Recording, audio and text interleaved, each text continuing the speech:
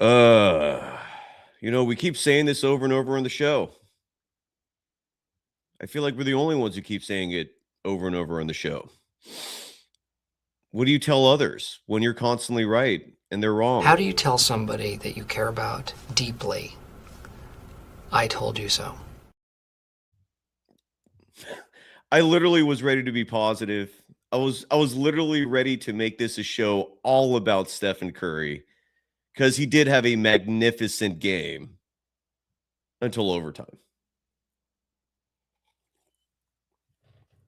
I was mentally prepared for an awesome Sunday of Bay Area sports, kicked off with your Golden State Warriors getting a win in Toronto, and then your San Francisco 49ers getting a win against the Chicago Bears.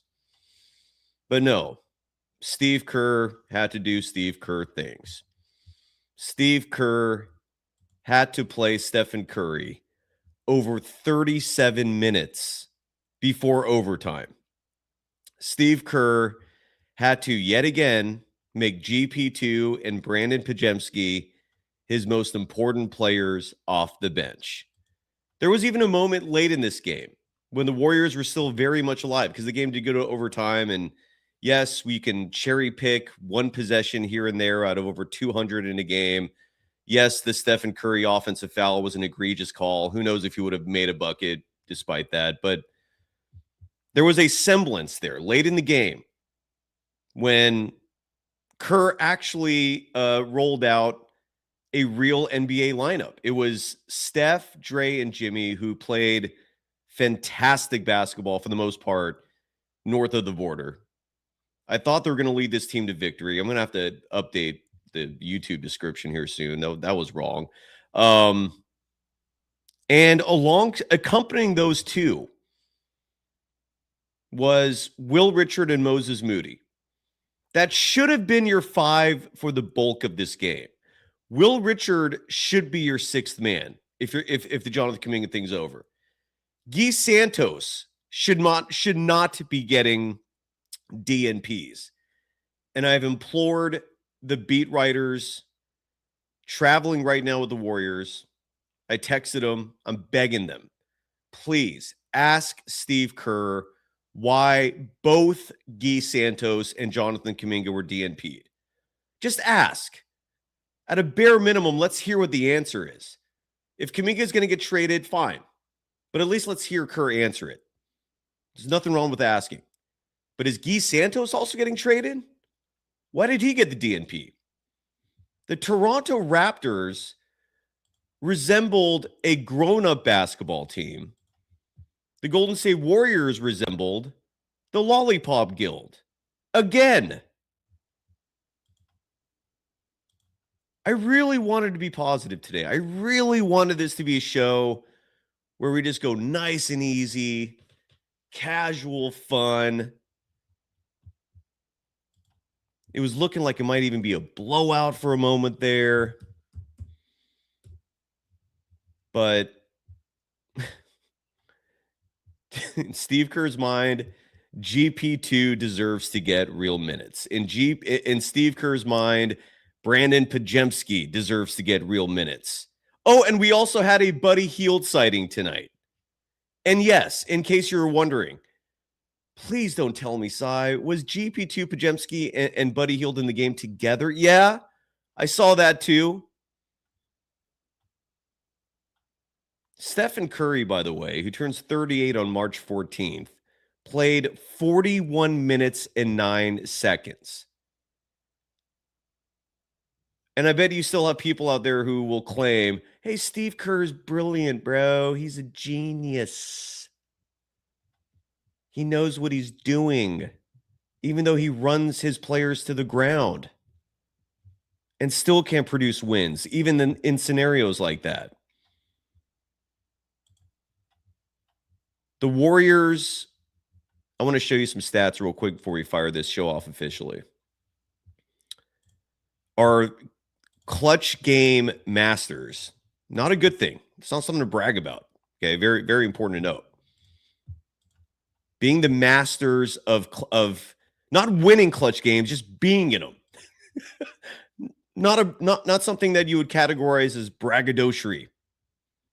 And before the Warriors entered another clutch game, this was entering yet another clutch game. The last 3 years.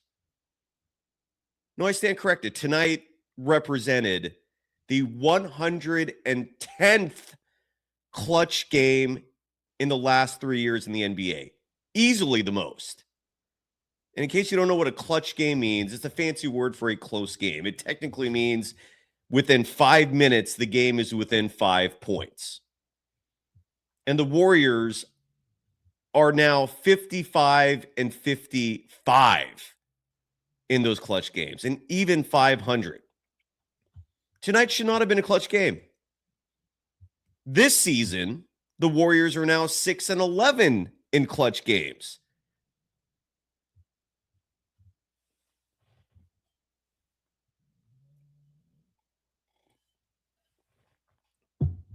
If you're a Bay Area sports fan, I hope the Niners do not let us down the way Steve Kerr let us down. The audience will be welcomed. We're not going past the Niner game. Oh, we have some time for that. Okay, so this will go as long as needed. But that was a massive bummer.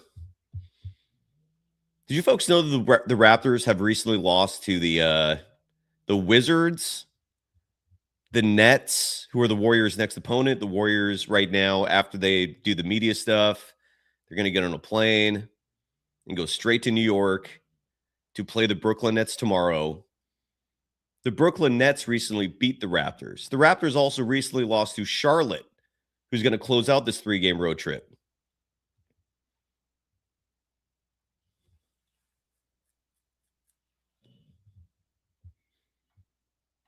Oh no! And see, this is where we're dangerously close to. Whoops, not Cynthia. I'm sorry. Well, what is Cynthia right? I haven't lost faith on this team. Lost faith on Kerr. Yes, I agree with you there. All the missed rebounds. Scotty Barnes tonight. You know, we'll get into that in just a second because when I read the numbers to you, it's going to drive you crazy. I was focused on what Tuck here wrote, who said this team is done, not interested in watching these mother effers anymore. That is when you truly dial 911.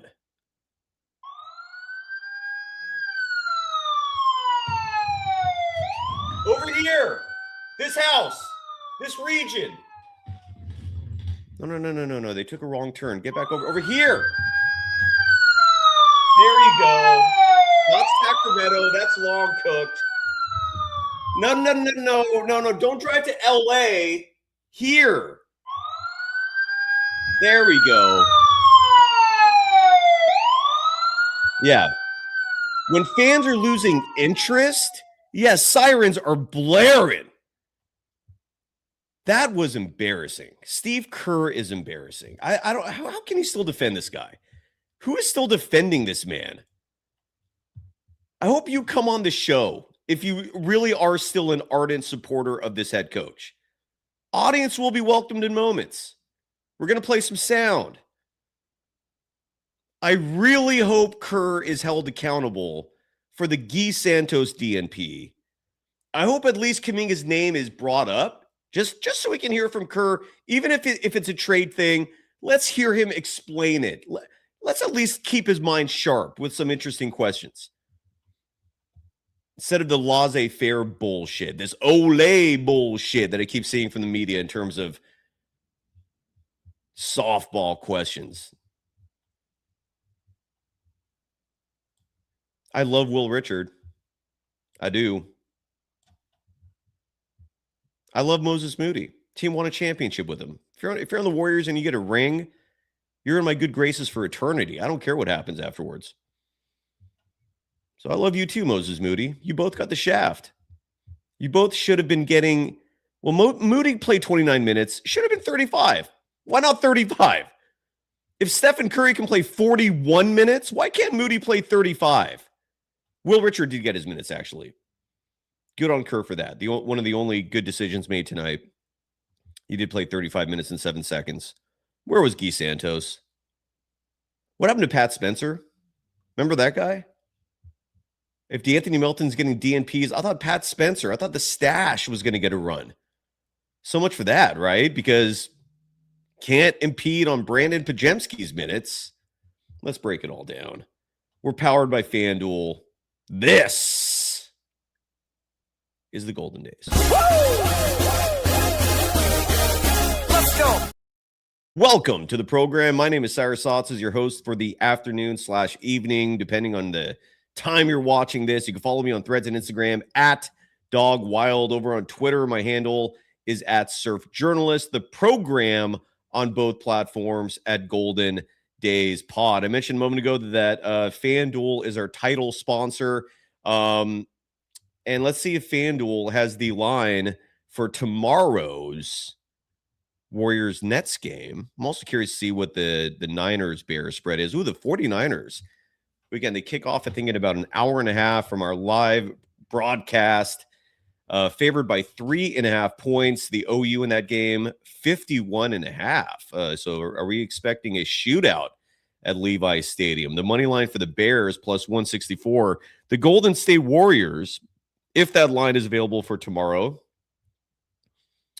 at the Brooklyn Nets in Barclays. That line currently not available. As I do every show, I do a quick check-in on what the bookies think about the Warriors OU for their win total. And as expected, the line not available. Right now, I want to count how many win totals are available, courtesy of FanDuel. Win totals, again, meaning the total number of wins you can bet on that a team will either go over than or under than. 4, 5, 6, 7, 8. So far 16. So far 23. So 26 of the 30 teams currently have their OU. And again, the bookies, they just can't get a read on this Warriors team. I don't blame them. The last time we looked at the odds for the Warriors to win the title, it was plus 4,000. In the preseason, it was plus 2,700. The line after the first 2 weeks went down to plus 2,300. Currently, the line's up to plus 3,500. Because the Warriors recently had a 3-game winning streak. Okay, so the line is currently at plus 3,500. Slightly more favorable to the Warriors, not if you're betting, because you want the highest odds possible. So slightly went down from plus 4,000. And again, you can get all those lines with our official title sponsor, FanDuel. The Golden State Warriors today, it was an early game, 12:30 p.m. Pacific time tip, 3:30 in Toronto. Losers in a game that they led for nearly the entirety of it. Raptors tie it late. Game goes to overtime. 141-127 the final. It was 122 apiece when it went to overtime. Our player of the game tonight, without question, Wardell, Steph Curry, who sadly ran out of gas in overtime because his head coach, who claims he's looking out for his best interests, while simultaneously running the man into the ground. Well, Steph is the player of the game, courtesy of FanDuel. 39 points. Perfect 11 of 11 from the free throw line. 4 of 11 from deep, which is what, about 36%? 12 of 30 from the field. That is not bueno. I did love one particular shot he made. He banked it off the glass. I always love those bank shots. Steph is just a wizard in knowing exactly where on the glass to have the ball touch. Yeah, it's the perfect spin. 4 assists, 3 rebounds, a steal, and a block. Unfortunately, 4 turnovers as well. The Warriors finished the game with 21 turnovers, resulting in 19 Toronto points. Toronto themselves had 15 turnovers that resulted in 35 Warriors points. But the stat that I think people are going to focus on the most is rebounding, largely because the Warriors got absolutely slaughtered. And it wasn't just GP2 that looked like a hobbit out there. Draymond Green had moments where opposing players are just grabbing the ball over his head. Draymond boxing out, doing all the fundamental things you need to do. Friendly reminder, and this is where, myself and certain coaching aficionados can agree to disagree, that you could be the greatest coach imaginable. You could teach perfect fundamentals. But if one dude is 6'5", the other dude is 6'10", it don't mean shit. You can teach an army of Smurfs how to play perfect basketball and put them up against regular humans, and they're just going to step on them. I hope that helps you visualize the physics behind size needed in basketball just a little better. Smurfs can't win games. I'm not even calling them hobbits anymore. They're Smurfs. Paint these people blue. Put a white hat on them. Add the overalls. It's the Golden State Smurfs.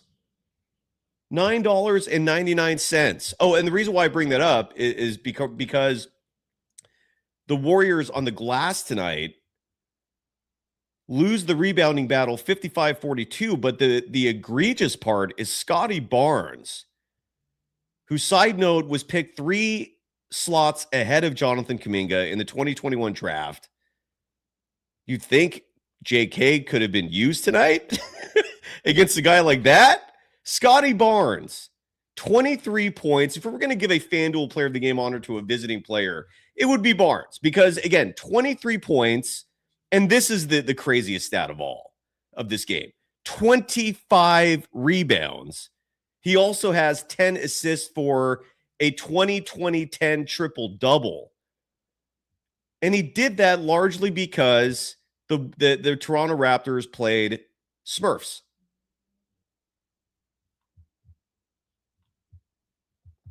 $23 points, 25 rebounds, 10 assists. Scotty Barnes also had 3 steals and a block. And again, there was a possession where Draymond Green, there was a few of them where he was just boxing out, doing everything right, only for players like whether it was Barnes, whether it was Brandon Ingram, whether it was Mamushvili.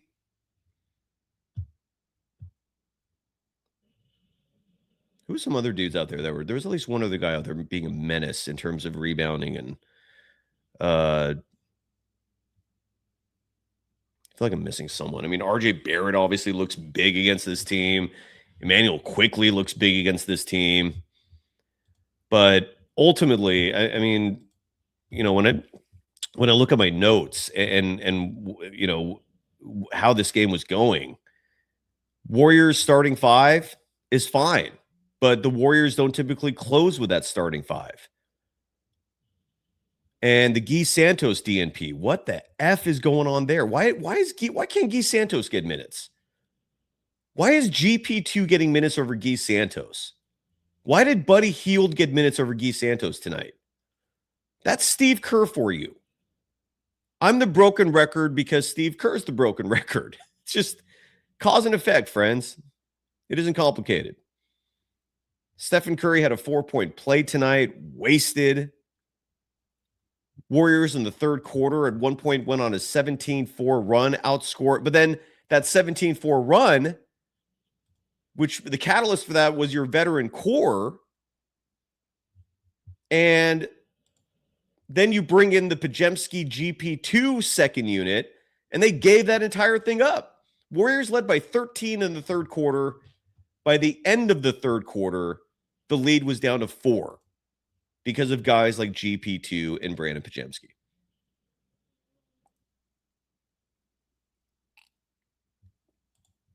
They call me NSRV saying F other. It's Bloomer saying F other channels want to brainwash with false positivity. I'm curious to know what the other channels are saying right now. Like, how do you spin this? It's Kuminga's fault, bro. Just his energy on the bench. His energy on the bench is toxic. The moment you trade Kuminga, the energy is going to be positive, bro. Have faith in Kerr, bro. We in tech love him, bro.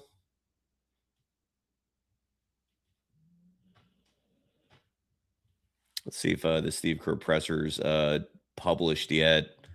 Ooh, this means one of my favorite YouTube accounts is relevant this afternoon. That's where are you, Basket Man? our NBA press conference guru. Subscribe to Basket Man on YouTube if you want to get literally every press conference from every team doing God's work.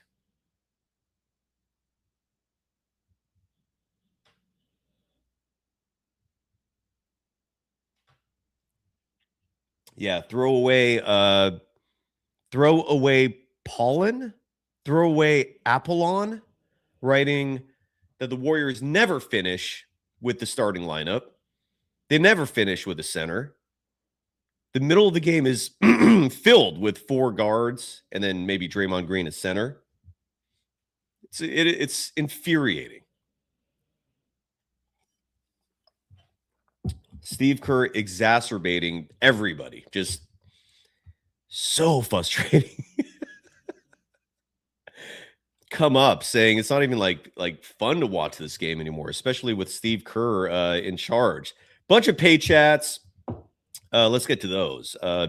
Thank you very much for your donations. Corbs dropping $9.99, saying it doesn't take a genius to figure out they needed a center at the end of the game. When is Steve Kerr going to realize small ball doesn't work in 2025? And why was Horford not in the game? Al Horford actually had a good game tonight, if you can believe that. I remember a block. Side note, Corbs, appreciate the donation. The Warriors have never done small ball like this. Friendly reminder, in all those title years, pick any one of them. The guy getting minutes next to Steph was 6'7", Klay Thompson. Your sixth man who was closing all the games, your Brandon Pajemski in those title years, was Andre Iguodala, 6'6", 6'7". Kevin Durant, who was on 2 of those 4 title teams, is 7 feet.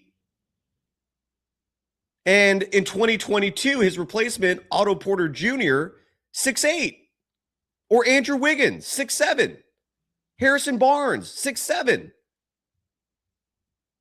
They never had small ball like this. This is Smurf ball. This is Hobbit ball. This is the Lollipop Guild. This is just embarrassing. How is this guy still the head coach? One thing that's particularly glaring that I keep noticing, and I think I keep noticing it because it's intentional, and again, this is one of many faults of Steve Kerr, is when Stephen Curry is playing and he's not playing with the starting lineup, meaning outside of the first 6 minutes of the game and the first 6 minutes of the third quarter, when Kerr typically, not always, but typically brings back out the starting 5, you take those 12 minutes out of a 48-minute game, and when Steph plays, he always will have either Brandon Pajemski next to him or GP2 next to him. And I'm guessing the reason for that is because Steve Kerr, and maybe Steph told him this, feels most comfortable with either or of those guys setting screens and basically acting like a bodyguard out there so Steph can reserve energy. And that is just not a formula for success. It's a formula for sustaining Steph to stat pad, I guess, but to win games. And if that's what was needed from guys like Kuminga or Guy Santos, was that communicated to him? Like, did Steve Kerr ever have a conversation with either of these guys and basically said, look, make Steph's life easy out there. You'll get more minutes. Was that message conveyed? Or is it just a flat out favoritism thing? And it's just like, well, in my mind, like which is how Steve Kerr normally rolls. But it's egregious. Let's go to Basket Man posted the clip. Basket Man's a godsend. Let's listen to and again, subscribe to him on YouTube because he's doing phenomenal work. A Tommy, Kuna Locks. I will get to your chat in just a second, but right now I want to hear from the man of the hour, the head coach of the Golden State Warriors, Steve Kerr. And it was a very brief appearance Whoops. There we go. So we'll just play the entirety of it. Here is Warriors head coach Steve Kerr, a man who inexplicably still has his job, a man who inexplicably has convinced so many people that he is competent. My God. After tonight's very disappointing Warriors loss in Toronto. Change seemed like a stream of turnovers. Yeah, just turnovers. And end of the third and end of the fourth, we just got scattered. I've got to get us better organized during those stretches. That's on me. They turned up the pressure. We didn't handle it well, and they scored 35 points off our turnovers. That was the game. How deflating does it feel? Yeah, it sucks. I mean, you know, we're on a little bit of a run. Got a chance for some momentum. We controlled the whole game, and we let it slip. What went wrong on the glass tonight? Well, you know, Barnes obviously just dominated the boards. Whether we were big or small, it just seemed like he was getting every rebound. So, yeah, he was great. Think about starting overtime big? Not really. You know, Al was done with his minutes. He was on a minutes restriction. And, I mean, we thought briefly about Quentin, but I felt better, you know, starting the way we did. And we went to Quentin, you know, a couple minutes in. We were down 6, I think. Yeah, you mentioned Quinton. What did you see from him? What do you ask him to improve, like moving forward? Who? Quinton Post. Quentin. Quinton, yeah. He's doing great. He's having a great season. Improved his defense dramatically. He's a really good player. He's just got to keep working, keep playing. But we're lucky to have him. What are the optimal possessions you're looking for down this stretch? What does an optimal crunch time possession look like? Well, take care of the ball, get spaced. You know, get the ball to Jimmy or Steph, and let them attack one way or the other, whether it's a screen or an ISO. But we've, you know, I kicked myself. I tried to run a little backdoor play where Steph's setting the back screen for Jimmy late in regulation, and we were going to bring Steph off of a split cut if the back cut hadn't worked, and I put Draymond in a tough spot, and that was on me. I needed a better call in that situation to get the ball to Steph or Jimmy and give them space. Draymond with 21 points. They've been a rough stretch of games for him. Is there something to take away from just the way you played? Draymond was great tonight. He played his tail off. Great energy, great defense. So he did everything he could to help us win. Like I said, I feel like I let us down tonight. Buddy back in the rotation? Was that just for today? Well, Melton was out, and we needed those minutes, so Buddy was back. Trace stretched late. I'm sorry? Trace? No, he was fine. We had him in the lineup plans, but because of the way the game was going and the way they were guarding Steph, we felt like we had to have space with our bigs, and so that's why we stayed with Al and QP. And that answer right there again, that's all this guy thinks about is just how to make Steph's life easy. He has no plan B. He's literally a one-trick pony. He knows how to win with one of the greatest players ever in the history of the game, Stephen Curry, who's still at an elite level at 37 going on 38. That's all this man knows what to do. That's his modus operatus is just, I got to figure out how to unleash Steph. And if I can't do that, we're effed. Case closed. Like that's it. All or nothing. 1 minute for Steph. Do you expect him to go tomorrow? I expect him to, but it's a tough one, and Jimmy 37, Trey 33 with the back-to-back. Yeah, brutal loss, but we got to bounce back. Thank you. Oh, that's it. I thought someone in the chat was saying that DNPs were brought up. I didn't hear any DNP questions in there. Very disappointing as usual. I'm guessing the Trace Jackson Davis question maybe was what the reference was to. And Kerr saying that Trace Jackson Davis did not play largely because he felt the Raptors defense was swarming Steph and he wanted to create spacing for Steph. And again, that's all his focus is. Like, that's all he thinks about.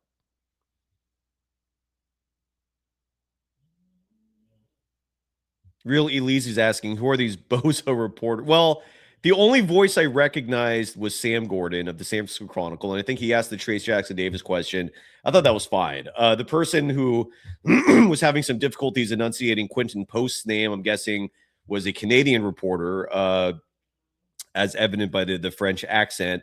Yeah, French is taught in Canada. You're taught both French and English in their school system. They call me NSRV writing. Oh, that's Bloomer again. Hey, good to see you, buddy. Saying now I know why someone sent that email to Joe Lacob.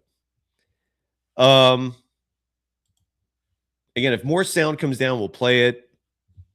But I don't know who else is going to speak to the press following today's game. I don't know what more there is to really say about this. Jimmy Butler, Dre, and Steph did their job. They played fantastic basketball. They had this game set up for a win.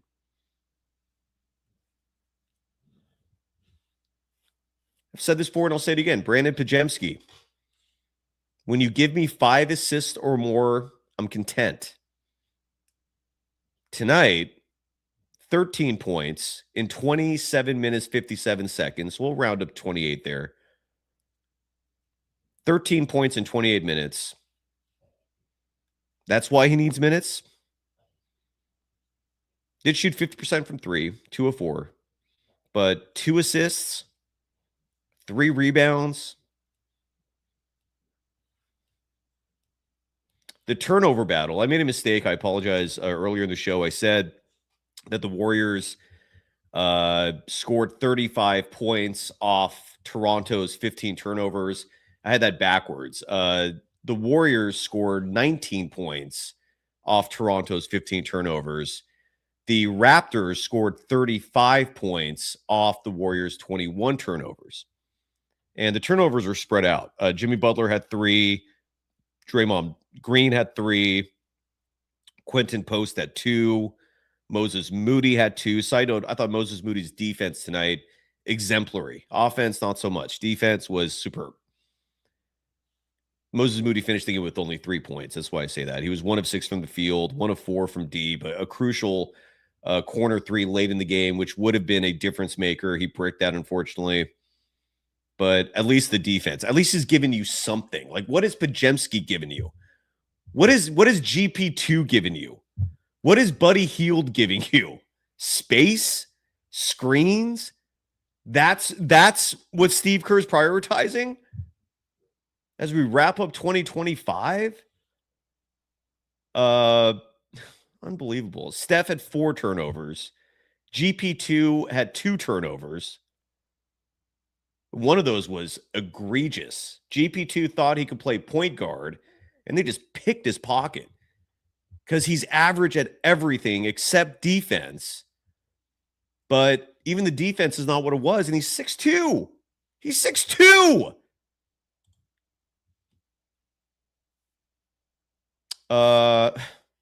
Pajemski had 1 turnover. Al Horford, again, he did have a good game. He actually did. He looked healthy. He looked a little spry out there.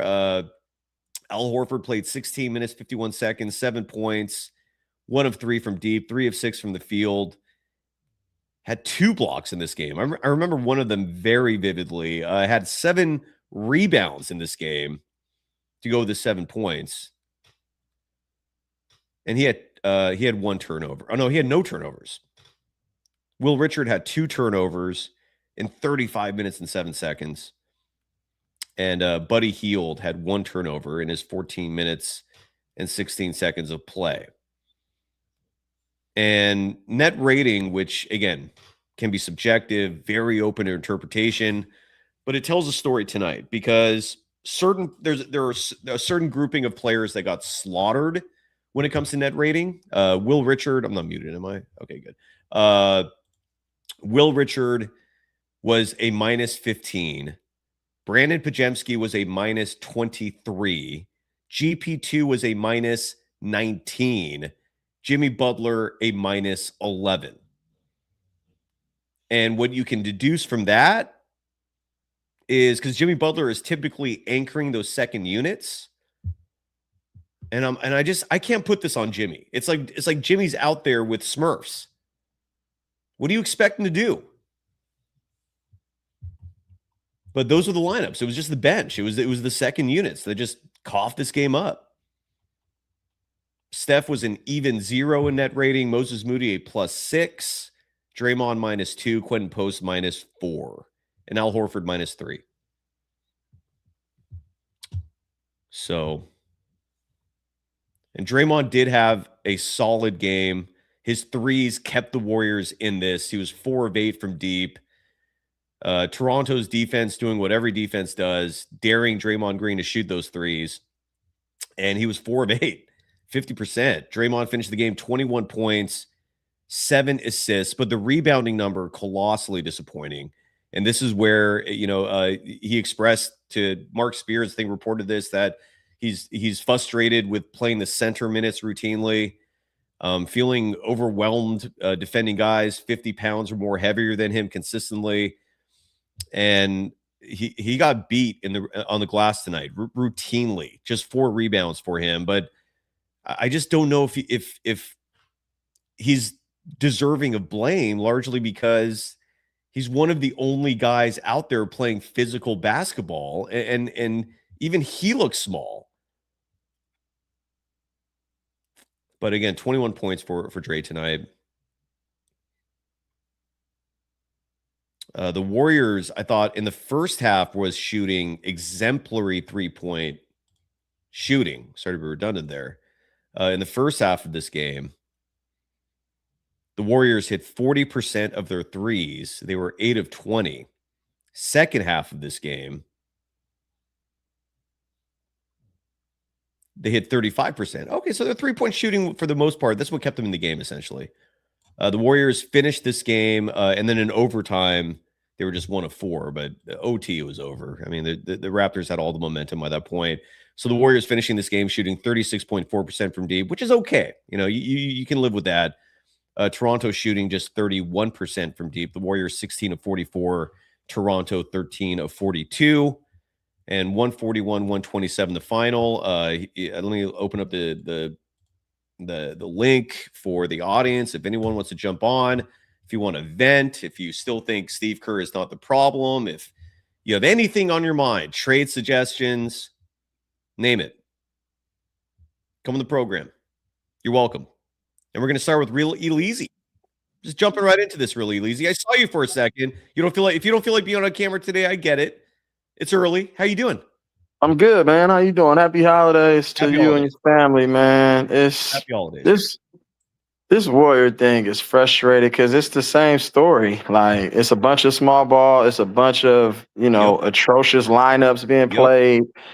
The decision making is questionable because you're putting the ball in Draymond Green's hand to play make, but then you come out publicly and you have the altercation with Draymond on a bench because I'm pretty sure he's tired of the turnovers, and he said that in the post-game pressure the last couple of games about Draymond turning the ball over. And he said, I want Steph Curry and Draymond to have 5 turnovers between the both of them. Instead of saying I want them to have 5 turnovers between the both of them, why not say I want Steph Curry and Draymond to have 0 fucking turnovers? Who says that they want to turn the ball over? I don't want them to have 5 turnovers because guess what? You can lose the game by 1 possession. That's 1 turnover. So why would you say you want them to have 5 between the two of them? That's just the dumbest shit you can say as a head coach. If I'm a head coach, I have to hold my players accountable. Guess what, Steph Curry and Draymond Green? We maximize our possessions with the style of offense that we run if we protect the ball. So guess what? If it's no turnovers, that's a lot more shots and opportunities to score. Guess what? If we have 5 turnovers, that's 5 less opportunities to score. And especially if they're live ball turnovers, that's a recipe for disaster for the Warriors because we are already at a disadvantage defensively with the lateral foot speed that we have and the athleticism that's put on the court because we have athletic guys. They just don't get any playing time. So when you have live ball turnovers, those essentially turn into wide open layups or transition threes for the other teams. So we had 16 turnovers. They had how many points off of those turnovers? That's the ball game right there. 35, yeah. That's the ball game. Yeah. And then you had Steph Curry, Will Richard, and Draymond Green trying to box out a 6'10 Scotty Barnes. Scotty Barnes was straight Dennis Rodman down there tonight. He had 25 rebounds, a career high against who? The Warriors. You won't see that happen ever again for the rest of his career. You know why? Because you have competent head coaches in the NBA that says, I'm going to put size on size. I'm not going to put midgets on size. That makes no sense at all. Little people. It doesn't make any sense. It doesn't make sense. There hasn't been any logic, any reasoning for 3+ years now. Unbelievable shit, man. And I see some people in the chat saying fire Dunleavy, like he's the problem. Why? Because he doesn't have the guts to fire Kerr. If that's your reasoning, I get it. Then fine, fair. But then you have to ask, does Dunleavy even have the power to fire Kerr? Because the vibe I always get in Chase Center is the guy running the plays is Steve Kerr. It's not Mike Dunleavy Jr. So exactly. He's running it all because guess what? He hired his son. He promoted his son as to one of the lead assistants. So guess what? Even when Steve Kerr's gone, Steve Kerr is still in the organization. You have his son. Yeah. What do you think his son is going to do? The same exact dumb shit that his dad does. It's just like we're fucking doomed for the next fucking 20 years, man. It's the same shit all over again. Oh, don't say 20 years. Oh boy, please. I'm begging. Man, I'm begging. After Steph, who is going to be? Oh God, Brandon Pajemski. Oh no, Brandon Pajemski is taking over this team. Really? Oh no.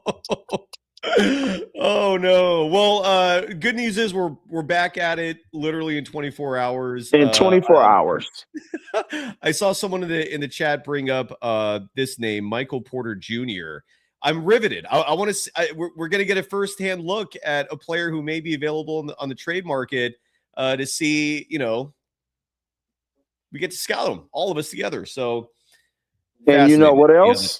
We get to see Cam Thomas, who came back from injury and scored 30 points last night in 19 minutes. And guess what? He averages almost 25 against the Warriors. So good luck with that. And, Brooklyn is playing really, really well under Jordi Fernandez. They're playing really, really well right now. I don't care about records. I care about how well you're playing, and they're developing. Jordi Fernandez is developing that young team. They're playing hard. They're playing defense. Michael Porter Jr. is leading the way. He's almost averaging about 26, 27 points on a season. Well, we'll see. I need to see it for myself. Michael Porter Jr. is not someone who excites me. Like I don't see that being the trade that just magically flips the season around. I would not give up important assets for him. I don't know, man. I know some people are advocating for Michael Porter Jr. Tommy1 dropping $5 saying that the 2025-26 Warriors look like the exact same squad the last 3 years. Exactly. Like Kerr hasn't changed a thing. He's just the same shit over and over again. The literal definition of insanity, and we're watching it together. At least at least we have each other to commiserate in the misery, because it is miserable. It's a miserable product, and you're soon going to have fans just tuning out. That is worst case scenario, man. The good news is Joe Lacob and Peter Guber, they are showmen. They know what entertainment is, and that's why I think there's going to be a trade coming. That's why I think that Anthony Davis trade is a very real possibility. At a bare minimum, shake it up. At a bare minimum, force Steve Kerr to play a big, extensive minutes. If you have, and again, the health thing is a whole other story. Like, he does have to be available, and that's been a massive issue for Anthony Davis for years, hell, his entire career.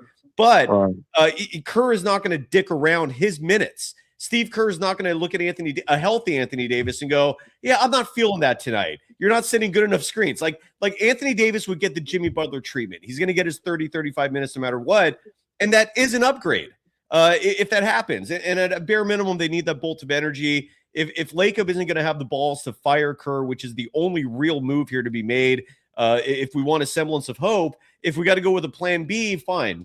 Trade for Anthony Davis, fine. Trade for whoever the F is out there that actually thinks, who actually will give something up for Kuminga or will give something up for Jimmy Butler and a pick. good luck. But this Steve Kerr thing is frustrating, man. It's super frustrating. Like and I'm tired. How many times have we heard Steve Kerr come out in the post-game presser and say, "That's my fault. That's on me tonight. That's on me tonight." Everything like, as about a head coach, like, come on, man. You have that many F-ups to where you have to keep blaming yourself? Like, come on, man. Everything about his act is old and stale. I'm glad more and more people are coming around to it. But Elise, a lot of people waiting. Any final thoughts? Final thoughts is I wonder if Jimmy, Al Horford, Draymond, or Steph Curry will play on a back-to-back tomorrow. And I wonder what kind of lineups he's going to go with tomorrow, even though I know that's exactly what he's going to do, the same exact bull crap. But let's see how we bounce back tomorrow on a second night of a back-to-back. All right, brother. Have a good night, Elise. Follow him on YouTube and socials. Just look up The Real Elise. It's not difficult. And hey, Tommy, thank you for the $5 donation. Another $5 or $4.99, same shit, donation from Kunalok saying it's beyond personnel at this point. Even the system is antiquated. Teams are sitting on the split cuts. Exactly. And Jimmy Butler even came out and said this, adding that it's easy for defenses to blow up those actions, especially late in games. Kerr has got to go. No pushback. We have some new faces in the chat. I think we do. Let's what's your name? Gadget? Yeah, that's Gadget. Gadget, how you doing? I'm doing all right, man. What's on your mind? Yeah, I just want to say it's Steve Kerr, man. I'm getting tired of Steve Kerr, seeing his faces like every time they playing the game and then something funny happens, you see Steve Kerr's face. You know what I'm saying? And yeah, he just sits right there like when they're doing bad, he just sits like right there, like everything's okay. But once they're doing good, he gets up and act like he's coaching. You know what I'm saying? I get tired of seeing this guy he loves attention on the screen, man. I get tired of seeing him. And then another thing. How many years has it been that we've been looking at his face? 12, 13? It's been a long ass time, man. Very long time. Yeah, very long time.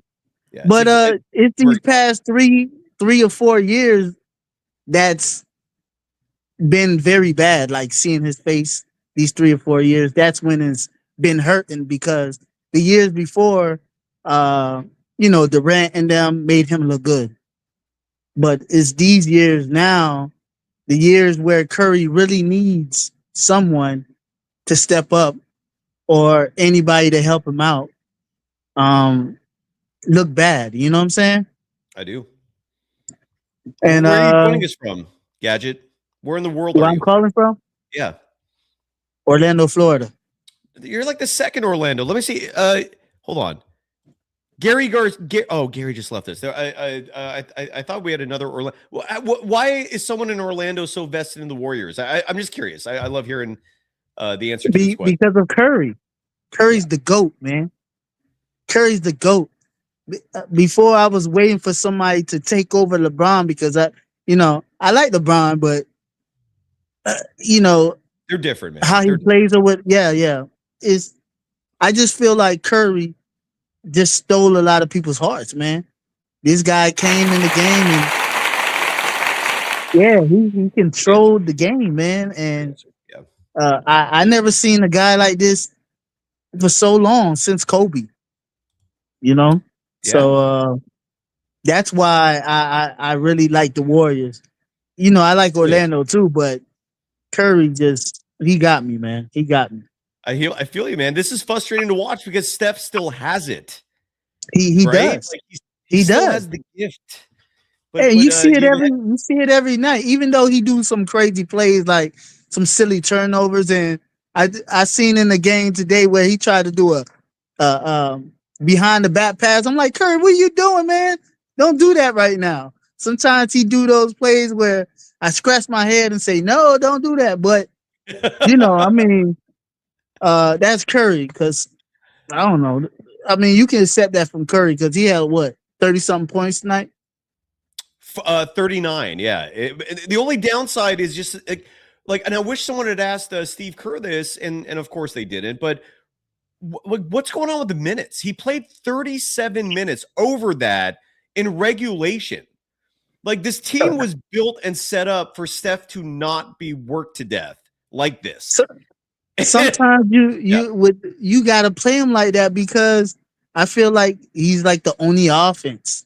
Well, I feel you on that. But what I'm trying to say is like, don't you want him to stay alive and play the whole season? Because the way Kerr is treating him, he's not going to make it. That's what. And Kerr is like, this whole thing is maddening, man. It's insane. It sucks. It really sucks. Gadget, I appreciate you. Any final thoughts? I just want to get to everyone else who's waiting. Yeah. I would like to say, you're doing a good show, man. I always come on and watch you. You know what I'm saying? And that other guy, Jim, I know you don't like to talk about him like that. Well, it's just, but Jim, he be saying some real stuff too. I just, look, I just have no feelings about that, about him or anyone else who's doing a show that's rivaling us. I'm focused on this show. And if people want to see us talk together again, he's welcome. He can come in the audience. Yeah, and I'll bring him on I would love to see that. And if he wants to invite me on his show, I'm welcome. I would love to see that because both y'all use the excuse of like, well, he's not live. So effing what? And why isn't he going live? Like what, does he not have the talent to go live? Point is, my door is open if he wants to invite me. The door here is open if he wants to jump in the audience and jump on. I'm not going out of my way and wasting energy to book someone that I just don't care. I just don't care. I got you. Both of you guys are the real ones that I see. That's why I would like y'all two to talk. Here's where I'm going to push back a little bit. His primary reasoning for not liking the head coach is politics. Like, that dude is uber MAGA. And look, if you're MAGA, I'm not judging you, man. This is not a political show, but he is like extreme. And that's like the root of his hatred for Steve Kerr. Now, if you also dislike Steve Kerr, I can understand the rhetoric resonating. Yeah, I don't like Kerr. I don't like Kerr at all, man. Enough to know what he believes about like all sorts of shit. And again, if he wants to bring me on his show and have a lot of fun debates, great. But I'm not going out of my way to book someone like that who has like no background as a journalist, who literally was rooting for the Kings until 2013. It's just, like, what's the point of going out of my way for that? If he wants to come on the show, like I said, everyone. Yeah. Like I said, how Curry took me, probably took him. You know what I'm saying? Curry got that effect. He's the NBA. Curry right now is the NBA. It's kind of changing up, but Curry's that man. He's still that man. SGA is not. Curry's that man. And Gadget, just like you, brother, if he wants to come on, he's welcome to. I mean, anyone else. Anyone is. Doors open. And if he's not doing live shows after games, then come on now. Jim, come on. You're welcome. Okay. If you want to come on, doors open. Gadget, I appreciate you, man. Nice meeting you. I just want to get to a lot of other people who are waiting, and also want to play this Steph Curry soundbite because he addressed the podium. Really quickly here, I want to get to Samuel, and then we'll play the Steph Curry sound, just because there's a lot of people waiting and some fresh faces. Samuel, how are you doing? Where are you joining us from? If you're there. Yo, what's up, bro? Hey, how's it going? I'm good, man. I'm here from right here in LA. Okay. So yeah, and then I mean, this game, like the thing that sticks out to me is like the third quarter, the end of the third. Bro, did that not drive you insane? In case people didn't watch this game, the Golden State Warriors they went into the half, I think, with a 1-point lead. Let me confirm that. They trailed by 1. The Warriors trailed by 1 at the half. They open up the third quarter. The veteran core, Steph, Dre, Jimmy, are playing balls out. They're doing their job. They expand the lead to 13. They hit the bench because you don't want to tax them. You don't want to burn them out. And the subs are Pajemski and GP2. And they just gave the whole lead up because they're Smurfs. They are not elite NBA basketball players. And the Raptors smelled blood the moment they saw those two out there. And all of a sudden, a 13-point lead is whittled down to 4 to start the fourth quarter. It was infuriating. I feel you. And then, I mean, like, you spend so much time to, like, build up the lead. And then like in just a couple seconds, he just goes away. So that was ridiculous. And then I'd say the whole like small ball thing, I think you've hit that pretty much on point. But like there's no advantage is the thing. Like Kerr's putting on lineups that really can't do anything, can't rebound, or defend or shoot. So it's like he's handicapping us basically. So it feels like. So it's. Why do you care more about the Warriors or the Lakers or the Clippers as an LA kid? Oh, I'd say the Warriors for sure. I mean, I lived in the Bay Area for many years. So What happened? What took you down to Southern California? Was it the weather? A little bit weather in college as well. So. What school? I mean, I've been going to UCLA. So. Bravo! I have a lot of family who went there, man. That's a damn good school, brother. Yeah, thank you. Congrats. So you're representing Dub Nation on Westwood on the UCLA campus, right? Exactly. Yeah. So like everyone, dude. all my friends are Lakers fans. So it's funny. F yeah, respect, brother. I love that. That's good stuff. Well, your frustration is shared. I feel you, Samuel. Nice to meet you, brother. Any final thoughts? Yeah. Fire Steve Kerr and then go 49ers. That's all I got. And the Niners play tonight. Samuel coming in strong. Bravo. Very good stuff. Let's hear and Hamza Kassem, you're absolutely right that Jimmy Butler is also playing out of his comfort zone because of Kerr. And that's why I would not hate the idea of a Jimmy for Anthony Davis trade. I'm not sitting here advocating for it. What I'm sitting here saying is that there is a very real possibility that trade's going to happen. And I would not approach that with a doom and gloom approach. This team needs a jolt. This team needs change.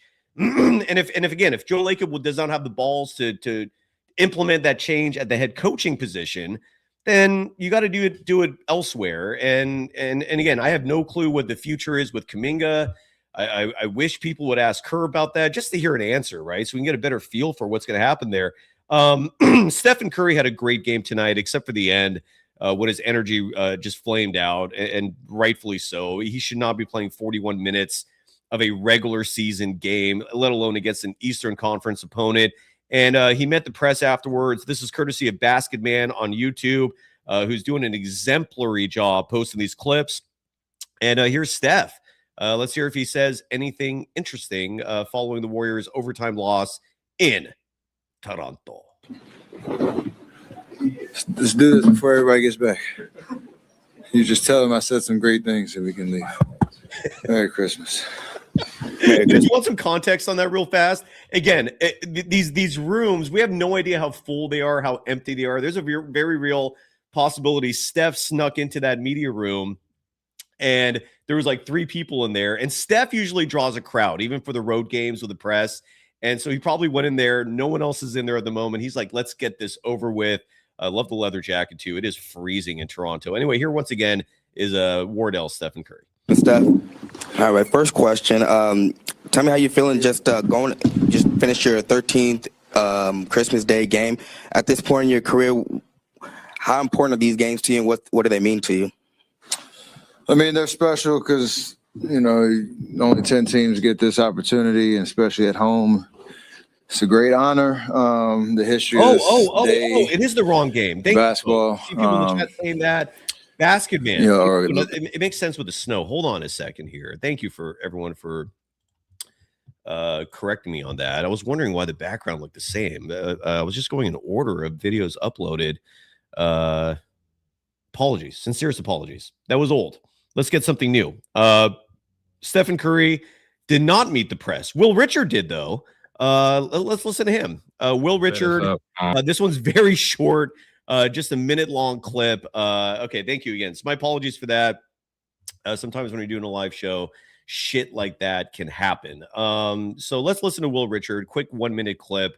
This is also courtesy of Basket Man. Will Richard, by the way, played, I'm guessing, a career high in minutes tonight, 35 minutes and 7 seconds. Don't quote me on that. That is me making an assumption, which I don't like to normally do, but I think that might be a safe assumption. It certainly is up there among his career highs.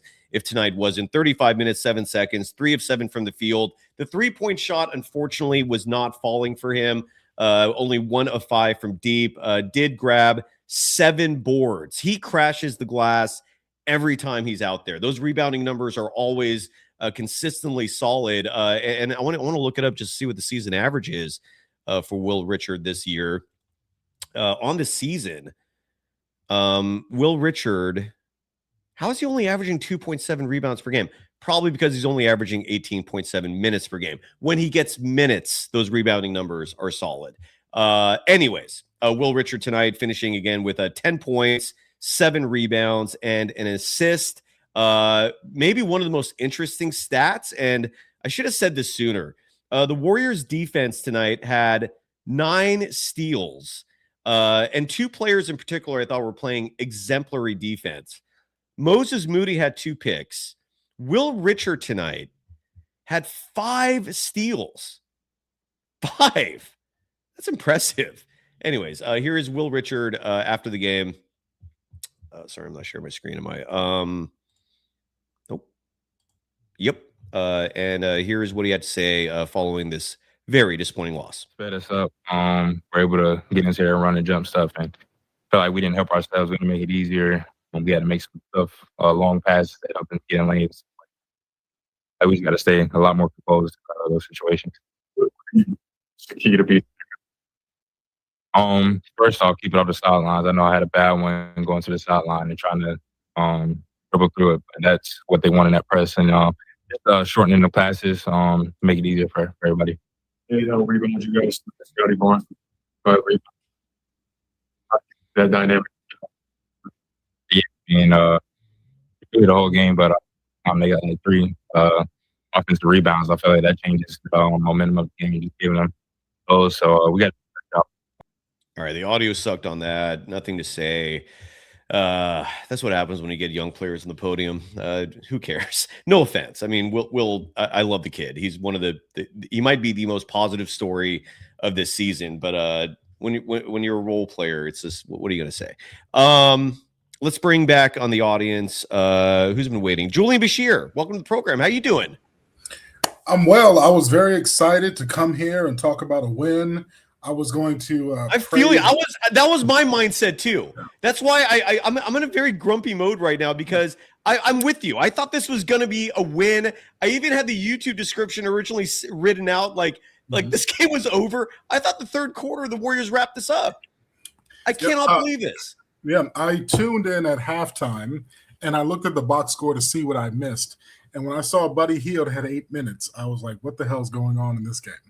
And that does not make sense. I understand that Spencer has about 25 or 20-some games left until they have to decide on his contract. But why is he not playing in a game like this? And I don't think, and Julian, I'm confident that is not the reason why he did not play. It's not because they're trying to save his games. No. It's because Kerr just didn't think it was the right game to do it. Yeah. Plain and simple. And to people and the fans that says, "Oh, why do we keep on talking about Kerr?" I'm going to try to limit his name, but to bring it up. Who's telling you that? What fan is? No. You'll see it in chat. But the thing is, because we can see that there's better decisions. So yes, we can blame Steve Kerr if the team was losing because of we're playing our best guys or we're making the most common sense rotations, then we'll say, okay, it's the players. But when you have someone that's Pat Spencer, who's the same height as Buddy Hield, that has shown us that he's a better three-point shooter this year, that he's a better rebounder, that he's a better passer, that he's a better defender, why in hell do you not play him when you have a player that you're load managing in Melton? And you just throw Buddy back out there. Those are the things that the fans are upset at. We're not upset that like wins or losses, we can take that, but we're seeing that there's players that can make the difference. Trace Jackson-Davis plays well the last 3 games. And so you decide to sit Trace Jackson-Davis against a big team that's athletic. He shouldn't got 13 minutes. Last game, he was catching lobs like no one's business. Oh, let me DMP him now. And throughout, as the game evolved, you never thought that maybe he could make a difference. I was keeping my fingers crossed that Steve Kerr would do something unique in overtime and start the game with Trace Jackson-Davis and Kuminga. That's just my wishful thinking, because my thing was go to those two players and say, I need you to run these guys off the floor. They spent so much energy coming back. I'm putting my horses in, and to shock them because they are planning for our small ball trap lineup. The reason why they got back is because they're so quick and athletic. All they had to do was play full court press, trap Curry, trap our other guys, and they couldn't do nothing with it.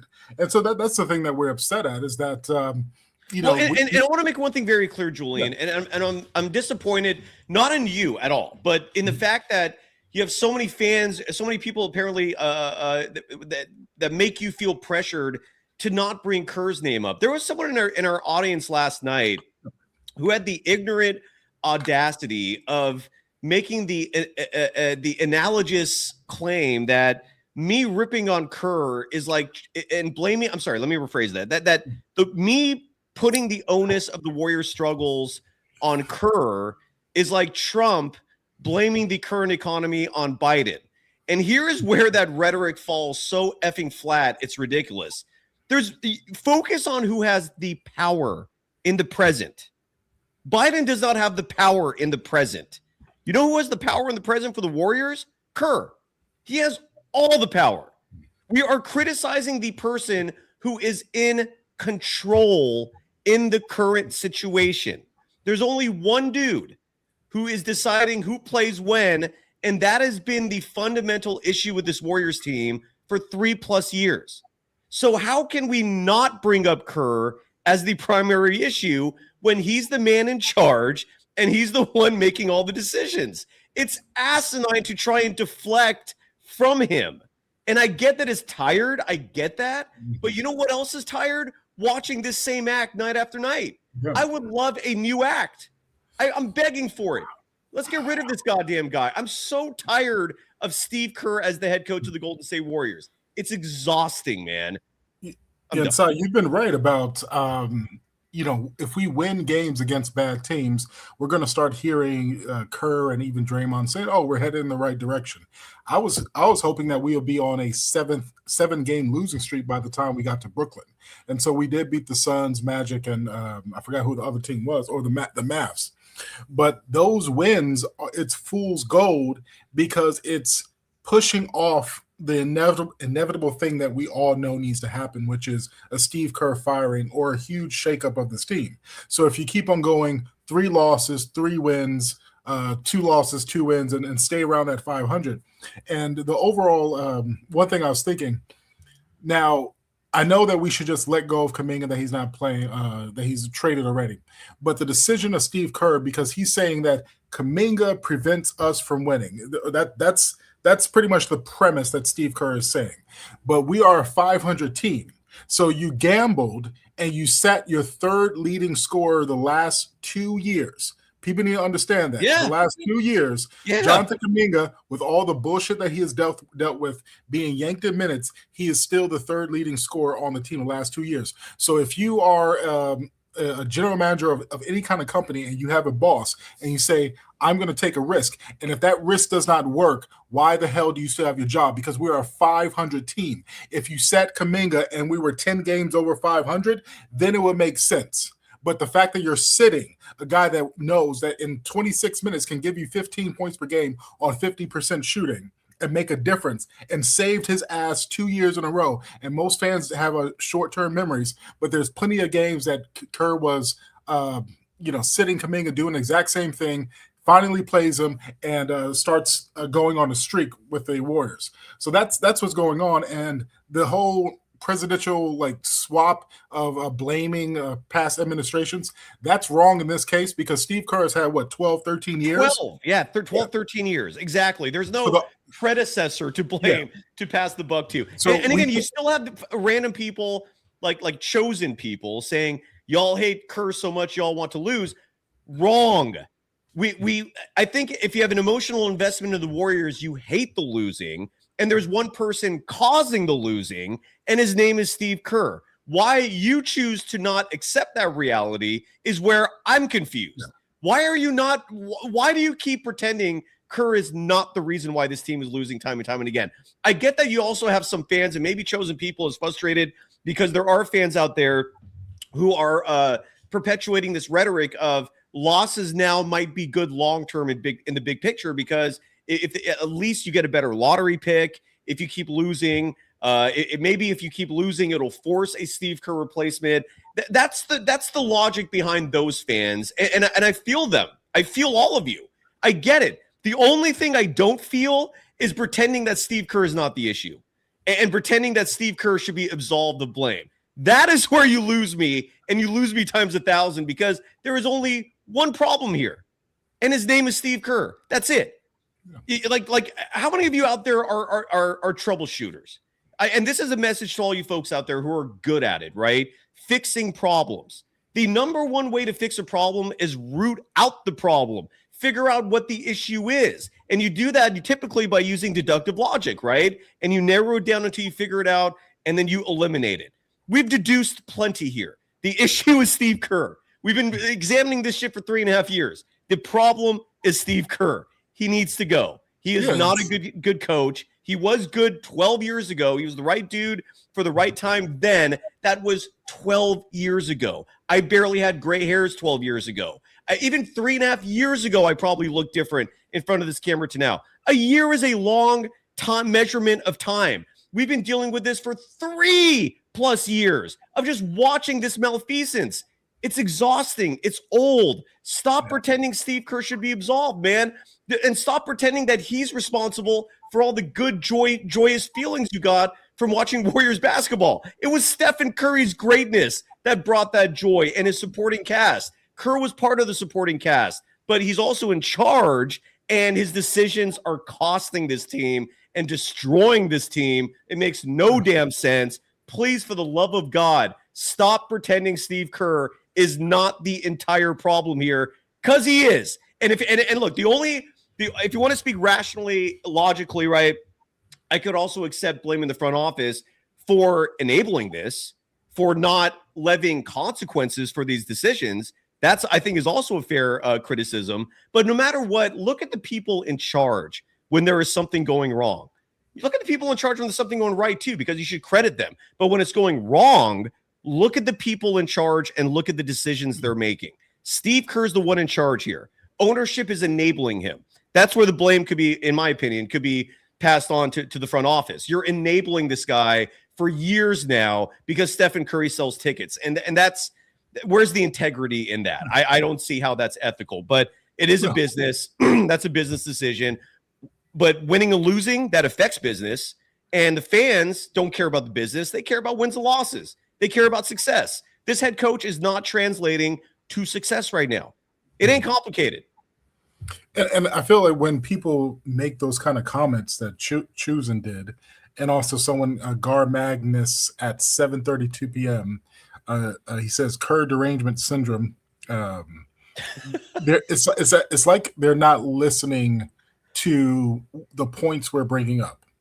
So, for example, in this game, when you have a 13, 15-point lead and we have all the momentum, and then we lose it, and we say that if you would have played a center, an athletic center that was been balling out the last 3 games, if you would have played your 6'4" point guard through small forward, because Spencer's whatever Kerr wants him to be, over Buddy Hield, who we've been losing, that we've been winning without him.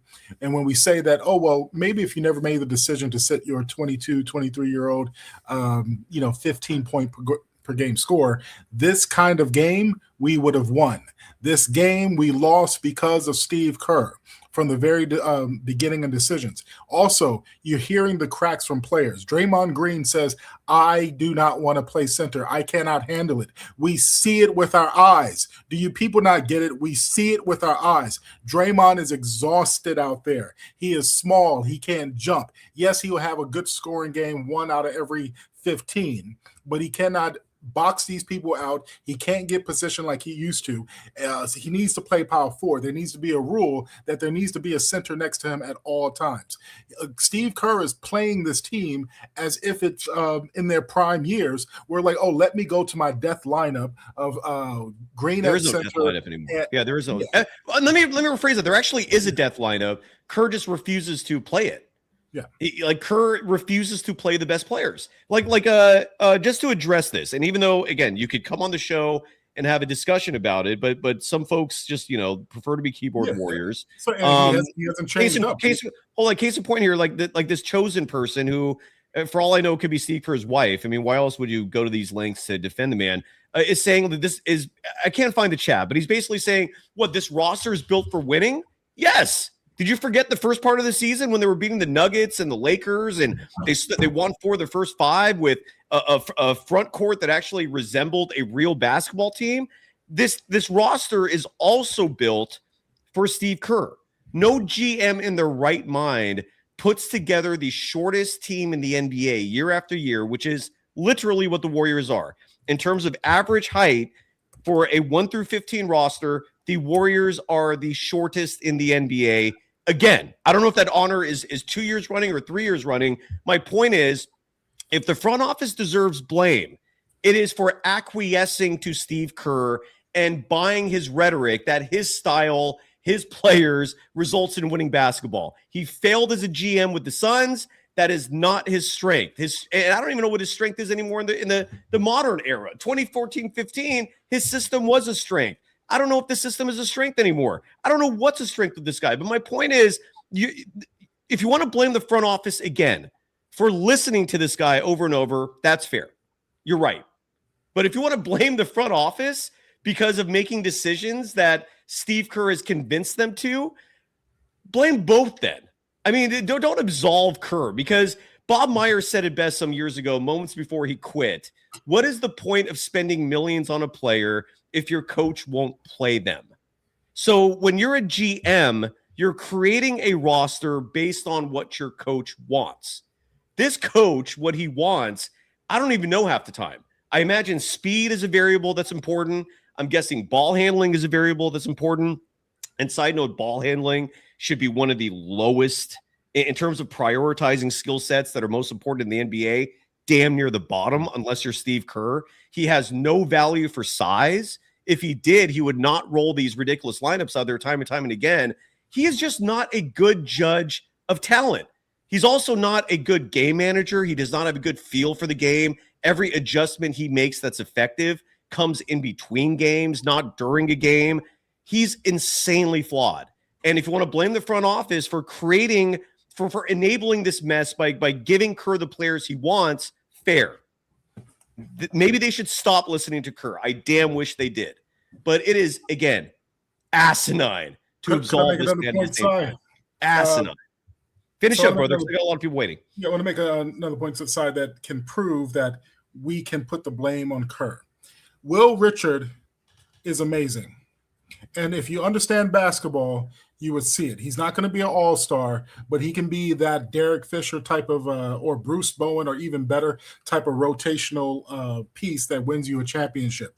If you watch him tonight, his rebounds are not just standing there and grabbing it. He is curling around people, coming out of nowhere and grabbing rebounds. He had 5 steals tonight. And even when he has a bad scoring game, he's not taking shots that ruin the momentum of the team. And so when Steve Kerr had Will Richard on a heater earlier in the season, then DMPs him, and all he says is, oh, he's getting this treatment because he's a rookie. Then we can blame Steve Kerr, because you're sitting one of your players that have proven that he is one of the best on your team, and you just decide, oh, I'm just going to sit him because of seniority or pay scale, whatever it may be, when you weren't sitting him before. So yes, we can blame Steve Kerr because he is making decisions against players that are winning basketball. And that is what we're doing. Also, the decisions overall, the longer this goes, it highlights it. Jimmy Butler, he's nice, but paying him $55 million, and you have Scotty Barnes making 38. You have Brandon Ingram making 37. You have Quickly making 32 million. All those players blew Jimmy Butler out the water in this game and overall in the season. They did not need to pay him $54 million unless the plan was, just in case as a backup, we can trade for Anthony Davis, because it makes no sense, because no other team, not the Suns, not the Mavs, anywhere that Butler would have gone to, they would not have given him that super all-star a max contract that he got. And that is part of the decisions that has made us here, because we're paying someone $55 million that's not giving us $55 million production. And that is stifling the team unless the coaches change and Butler starts playing in a better type of environment, or maybe Butler doesn't have it anymore. And last thing I say, the reason why the fans or the smart fans are mad is because we do not have time to fuck around. We don't have time to experiment. We don't have time to tinker with rotations. Everyone's over 35. Everyone's over 36. And also, I think that Steph Curry needs to look. Stephen Curry needs to look himself in the mirror, because we don't play team ball. We play Steph ball, because all you hear is players that can get the ball to Steph or set screens to Steph. There's teams like the Spurs. They don't play Wemby ball. They play team ball. They don't play Jokic ball. They play team ball, and it evolves around it. So if Steph Curry, if he can admit that he maybe has had a step back, play within his system. Don't be a 29 point per game scorer. Be a 25 point per game scorer, and give other people that shot. Save your energy by not curling around all these screens. And maybe we need to make a trade for someone that is slightly better than Steph, like when we had the KD years. But other than that, something big needs to happen, and that's all I say. Thank you, Cy. Thank you, Julian. And maybe we'll see. Well, and hopefully Julian will join us. He's picked up on aim assist mic drop skills there. I like that. Maybe Julian will join us tomorrow. I was going to ask him because the Warriors are in Brooklyn. That's Julian's backyard. So we'll see what happens there. A few more people in the chat. We will end this show at 5:15 prompt. Just because the Niners are playing, we're not gonna let this bleed over that far. Bloomer, it's been so long since I've last heard from you. I'm kidding. How you doing? Hey, Cy, good to see you again. I wish it was under better circumstances, but yeah, good to see you too. Yeah, I know. I mean, I was gonna get my other happier account, but I was like, I knew that was gonna happen. So I thought it was going to be a happier show and a happier. I literally was all set, man. That's part of why this game was so frustrating. I think is like, I'm guessing a lot of you were who watched the game were under the similar premise of this is nice, this is relaxing. Will Richards getting a run. This team's winning, and they're pulling away in the third quarter, and they're about to have a 4-game winning streak, and this is good. And the Niners are going to play soon. We'll do a nice brief show, a feel-good show, and then Pajemski comes in, and then GP2 comes in, and then the small ball bullshit, and then God damn it. Sorry, go ahead. But yeah, so just a few quick points I just want to point out. Yeah, I mean, first of all, I never was really a fan of these like 12:30 games. Like this is very early in the day. Like we're still going about our own selves, and we're annoyingly early. And I think it's partly because of the holidays. I think it's because this is in between Christmas and New Year's, and it's a Sunday, and you got the NFL. It's just a whole bunch of shit going on. I agree, though. This is early. Yes. So yeah, there's that, and then also like for the most part of the game, just from like quarter one to like. I mean, you can kind of say 4, maybe 3-ish. Like it was looking fairly okay, but the problem I had was like what you and Julian were talking about in that last talk you had when he was there. Just like the lineups were just like it was baffling for the most part. Like so Spencer's out, and then Melton's out with the knee, and then Seth's out with some sort of nerve issue. Okay, so look, you got Santos and you got TJD over here. Like just hungry for some gameplay, and you don't play him, right? I mean, obviously, I would mention JK, but I don't want to bring him up because I already know how trash Steve Kerr feels about him. I just wish someone would ask about that. Like I mean, look, the one of the guys I texted did bring up Trace Jackson Davis, and maybe that was his way of trying to bring it up smoothly without offending Kerr. And again, that should never be your approach as a journalist is trying to not offend the subject. Like, God forbid you pursue, an actual answer. But the Trace Jackson Davis, I thought revealed a lot. I mean, Steve Kerr admitting that, he wanted to go with lineups that were focused on giving Steph space. And again, if you're a one-trick pony like that, that's how it's going to go. Bloomer, we have a lot of people waiting in the chat. I'm sorry to rush you, but I need to get through this. Yeah. So yeah, I just wanted to point that out, and then just my last point I was actually gonna say is that yeah, the thing we got to work on is like how we can close and not force OT so our vets get tired. But when Scotty Barnes got those 25 plus rebounds, that's telling a lot. You know, Steve has to wake the F up, or we got to get a new head coach ASAP. It's kind of what I said last time I was on here. We need to get rid of the snake. Otherwise, it's just gonna be more venom in the veins. All right, Chose. I'm sorry, Bloomer. Have a great night. Enjoy the Niner game if you're a Niner fan.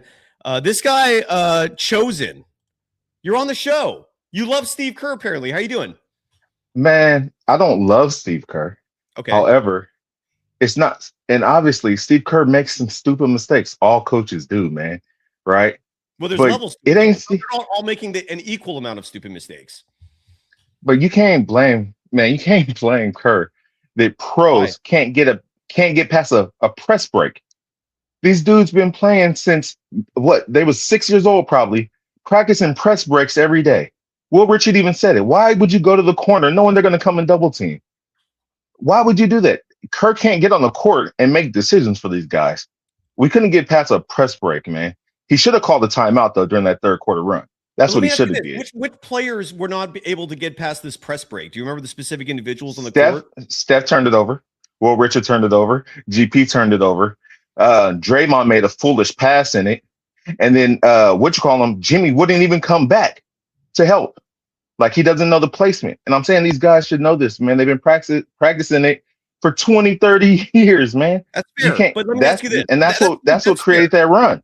That's fair, but those press breaks and the Raptors defense being effectual with the full court and the pressure defense, particularly in the second half of the game, that did make a difference. But those are individual possessions, 1 or 2, 3 here and there out of 200.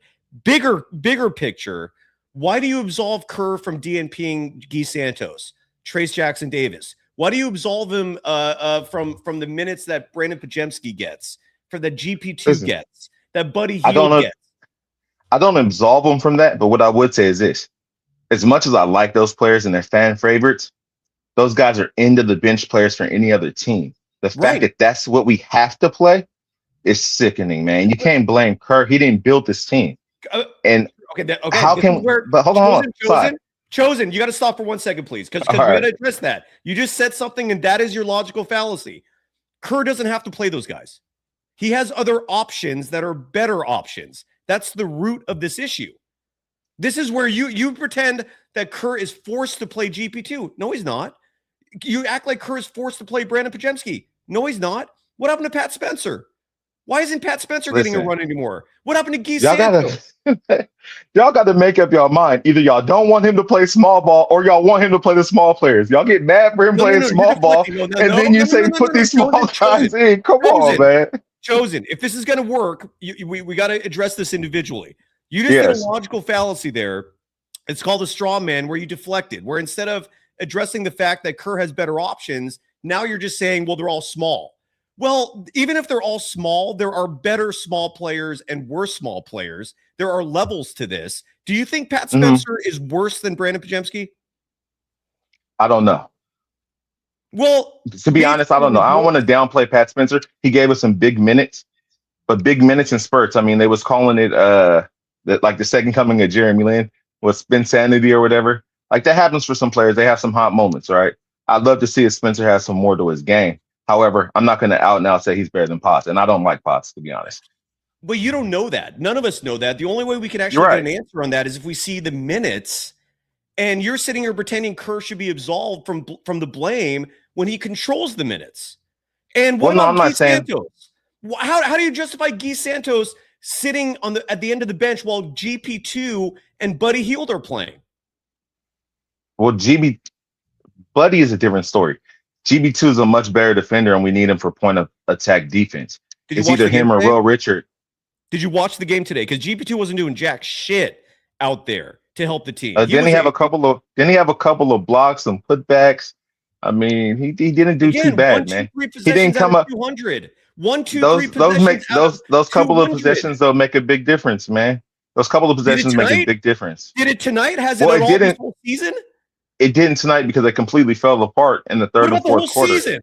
Chosen? Well, listen, the whole season, this is the problem with the whole season. You're running an offense that's built on having shooters, and you brought in Jimmy Butler who refuses to shoot. Like, So now you're gonna Jimmy blame Butler Jimmy wasn't the Butler. answer. So now you're going to blame Jimmy Butler for the Warriors' malaise. You're not going to blame Buddy Hield. So you think, okay, it's just that straight up $56 million for the output that Jimmy Butler is giving us. That's a good thing? No, but let me ask you, but the Warriors were worse before him. They were Is he going giving us, lower before is the he giving trade. us, honestly, is he giving us better output than Wiggins was? Yes, easily. Same numbers, man. Same numbers. Look up the numbers. Same numbers. The numbers don't tell the whole story. He came in, they were one game below 500. They went 23-7 to finish the year. The Warriors were playing losing basketball with Wiggins. They play, at least until this year, they were playing winning basketball with Jimmy Butler. But ignore Jimmy Butler. Jimmy Butler's we're blaming Wiggins. They overturned the whole roster when he came in. Chosen. If this is going to work, you can't talk over me. All right? All right. This has to be civil and a back and forth. Got you. Forget Jimmy Butler, man. It's the other. There's 15 dudes on this team. Brandon Podziemski sucks. He's average at best. Kerr's the one deciding to give him 28 minutes a night. Why do you pretend that's not a thing? Sigh. I don't think Pods. Listen, hold on, wait. How do you justify Podziemski? I know. I'm answering it. What? I'm answering it. I'm answering it. Third on the team in minutes. Answer it. Third on the team. I hope he gets traded because I'm tired of seeing him play. I don't justify it. My only question is, who else? There's nobody else on this team that can penetrate. There's nobody else that's a reliable shooter. Everybody on our team is guys that are at the end of the bench or come in on any other team for spot up minutes. We don't have a starting squad.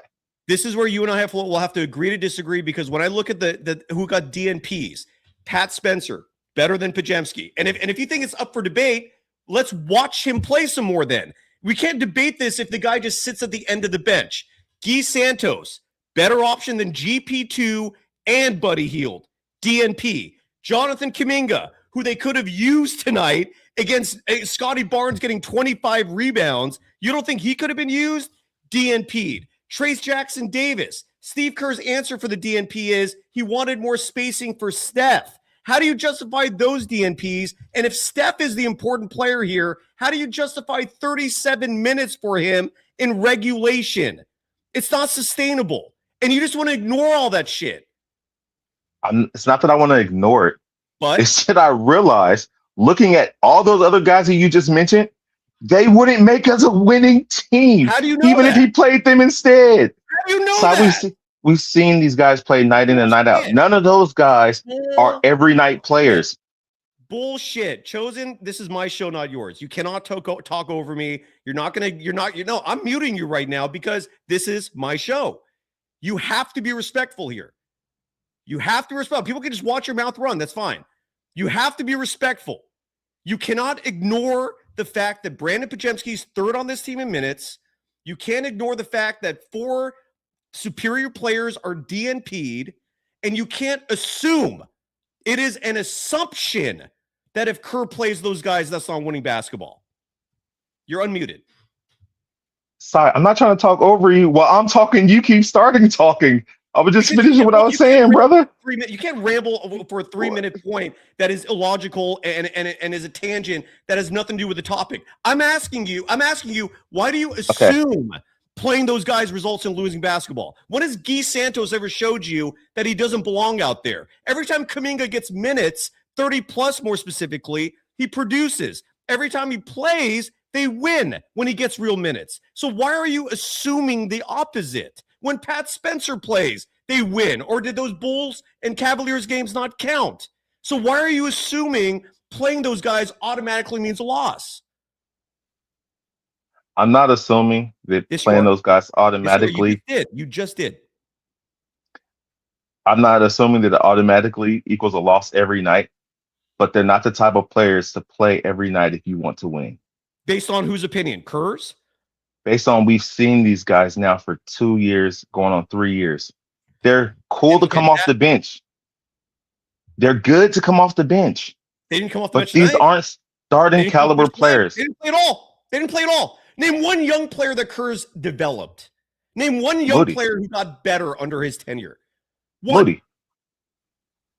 Do you think Moody and Post. He had 3 points tonight in 30 minutes. You're Yeah, defending but he's that? had some big games this year. Some. Or you think Moody's trash? I'm saying Moody could be better under a different coach. I'm saying Steve Kerr does not even coach. Steve Kerr just stands there and runs an operation based on ego and power. That's what I'm saying. What example have you seen? What evidence have you seen that he coaches? Give me one example of something he's done in the last 7 years that has actually impressed you. One thing.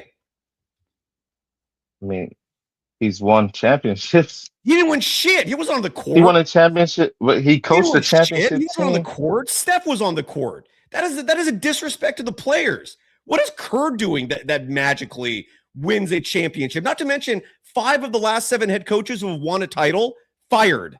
It should be 6 of 7 because one title doesn't necessarily mean shit if you're an NBA coach. It doesn't. It's not the NFL. The NFL is a very different system for coaching. In the NBA, hacks come and go left and right. Why are you defending this guy, man?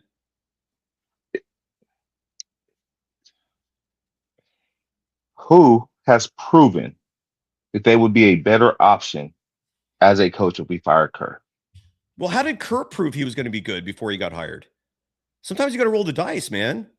Change. Sometimes you need change. If the same thing is happening over and over again and it's not working, that's when you really need change.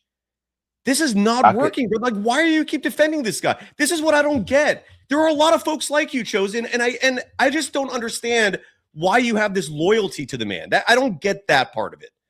Because you do. You clearly have a loyalty to him. I just don't understand what that is, like where that came from. Is it just he brought you that much happiness? No, the loyalty is because he's proven with a good team he can win. I have seen a lot of coaches the last 3 years who've had good teams and couldn't win.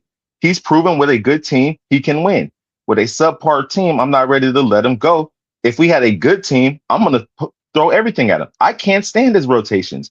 I can't stand his substitutions at all. I can't stand some of the decisions he makes at all. I scream at the TV, some of the stuff he does. However, I've seen a lot of other coaches with better teams not win. So if we fire him, I don't see any other guy. Every single year there's been better teams than us not win. The Clippers was better than us. The Suns was better than us. On paper, these guys have better teams. Sacramento on paper has a better team than us. These guys, they didn't lose when the Warriors were winning during that span. Like what teams out there have underachieved? Doc Rivers underachieves every year. Every single year, Doc Rivers underachieves. He's a shitty coach too. I wholeheartedly agree with you. I don't think he's a good coach. Tom Thibodeau has underachieved a million times. I don't like him either. Who's the guy? The guy that was Oklahoma City's coach for years, underachieved. Yeah, the one coach I will say was the Grizzlies coach. I would maybe consider that the coach they fired. I maybe would consider him Taylor Jenkins. Right? Yeah, I would maybe consider Jenkins. Maybe you and I just have a very different philosophy on the value of an NBA coach. From my years of observing NBA basketball, if there's any conclusion I've come to, it's that you win with talent. The coach's job mostly is just to make sure they don't screw the whole thing up, right? That is primarily what their job is. Don't F this up. We've got you the talent. Now go out there and do it. And to me, like when a team is underachieving, you have Steph and Curry on your team. Like, do you think 4 championships is justifiable for Steph and Curry?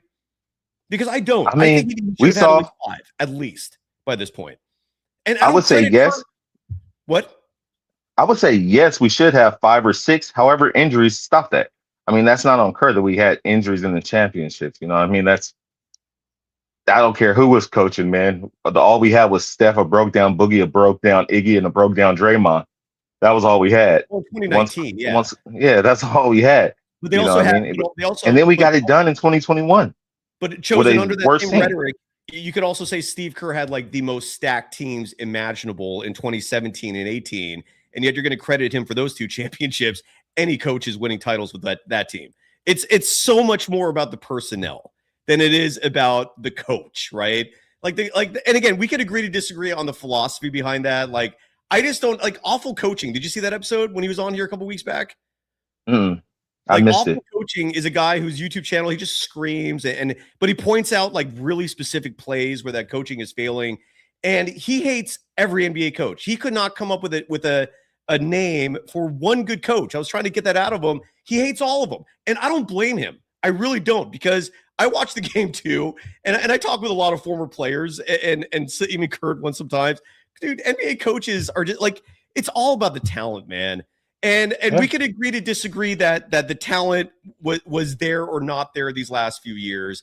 But Greg Popovich, to me, the Warriors, what they were trying to do is repeat what the Spurs did in 2014. And their version of Kawhi Leonard was Kuminga. And every time we saw minutes, the kid delivered 20 points a game, nearly 7 rebounds a game, 41% from deep when he plays 30 minutes or more, positive net rating, above 500 record. That includes a lot of losses his rookie year where he played garbage time. Point is, when he actually plays, he delivers. Does it not drive you crazy when a young player is out there and he's rolling and then Curtis pulls him and you never see him again?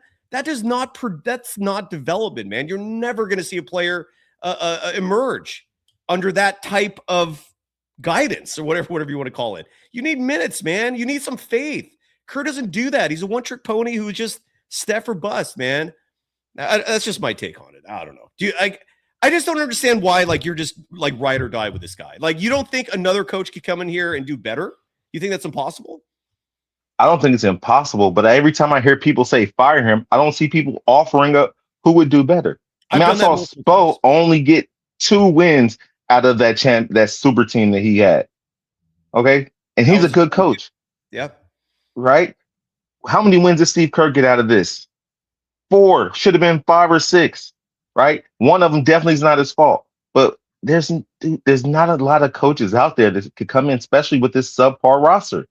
Give us a better roster, and then I'll say fire Kerr if we have a better roster and we're still subpar, man. This roster doesn't do it. This is why I've chosen you and I are going to agree to disagree for a couple of reasons. One, there are plenty of options. You could literally just promote Terry Stotts tomorrow, and this team's not going to miss a beat. You would not. You could even promote Jerry Stackhouse, and you would not miss a beat. Look, Terry Stotts. If you want to mention like previous coaches who've done well, he didn't win championships, but his team was winning year after year, and they made the Western Conference Finals once or twice. And the only reason why they didn't make it to the finals is because of Stephen Curry and Draymond Green and Klay Thompson and their greatness. I don't know what Steve Kerr was doing to bring out the greatness of those 3. I know what those 3 were doing, but the point is, Terry Stotts was winning routinely. I mean, I don't know why you think it would be how could it? Do you think it get worse? They're a 500 team right now. How much worse can it get? At least if it's worse, they can get a better lottery pick. And if Terry Stotts comes in and they do better, then great. Now you're not underachieving anymore. But do you really think things would be worse if Terry Stotts took over? Yes, Terry Stotts had a good team and couldn't get the job done. Was it that good though? We've broken down the roster repeatedly on this show. Hold on. Dame and CJ was great together. I'd take CJ right now. I would take CJ right now. He would come in at the 2 and knock down shots. Period. Better than anybody else we got right now. Knocking down shots. On the Wizards, who has like 5 wins on the year. Like, you think he's gonna? I mean, he's on a trash team, not trying.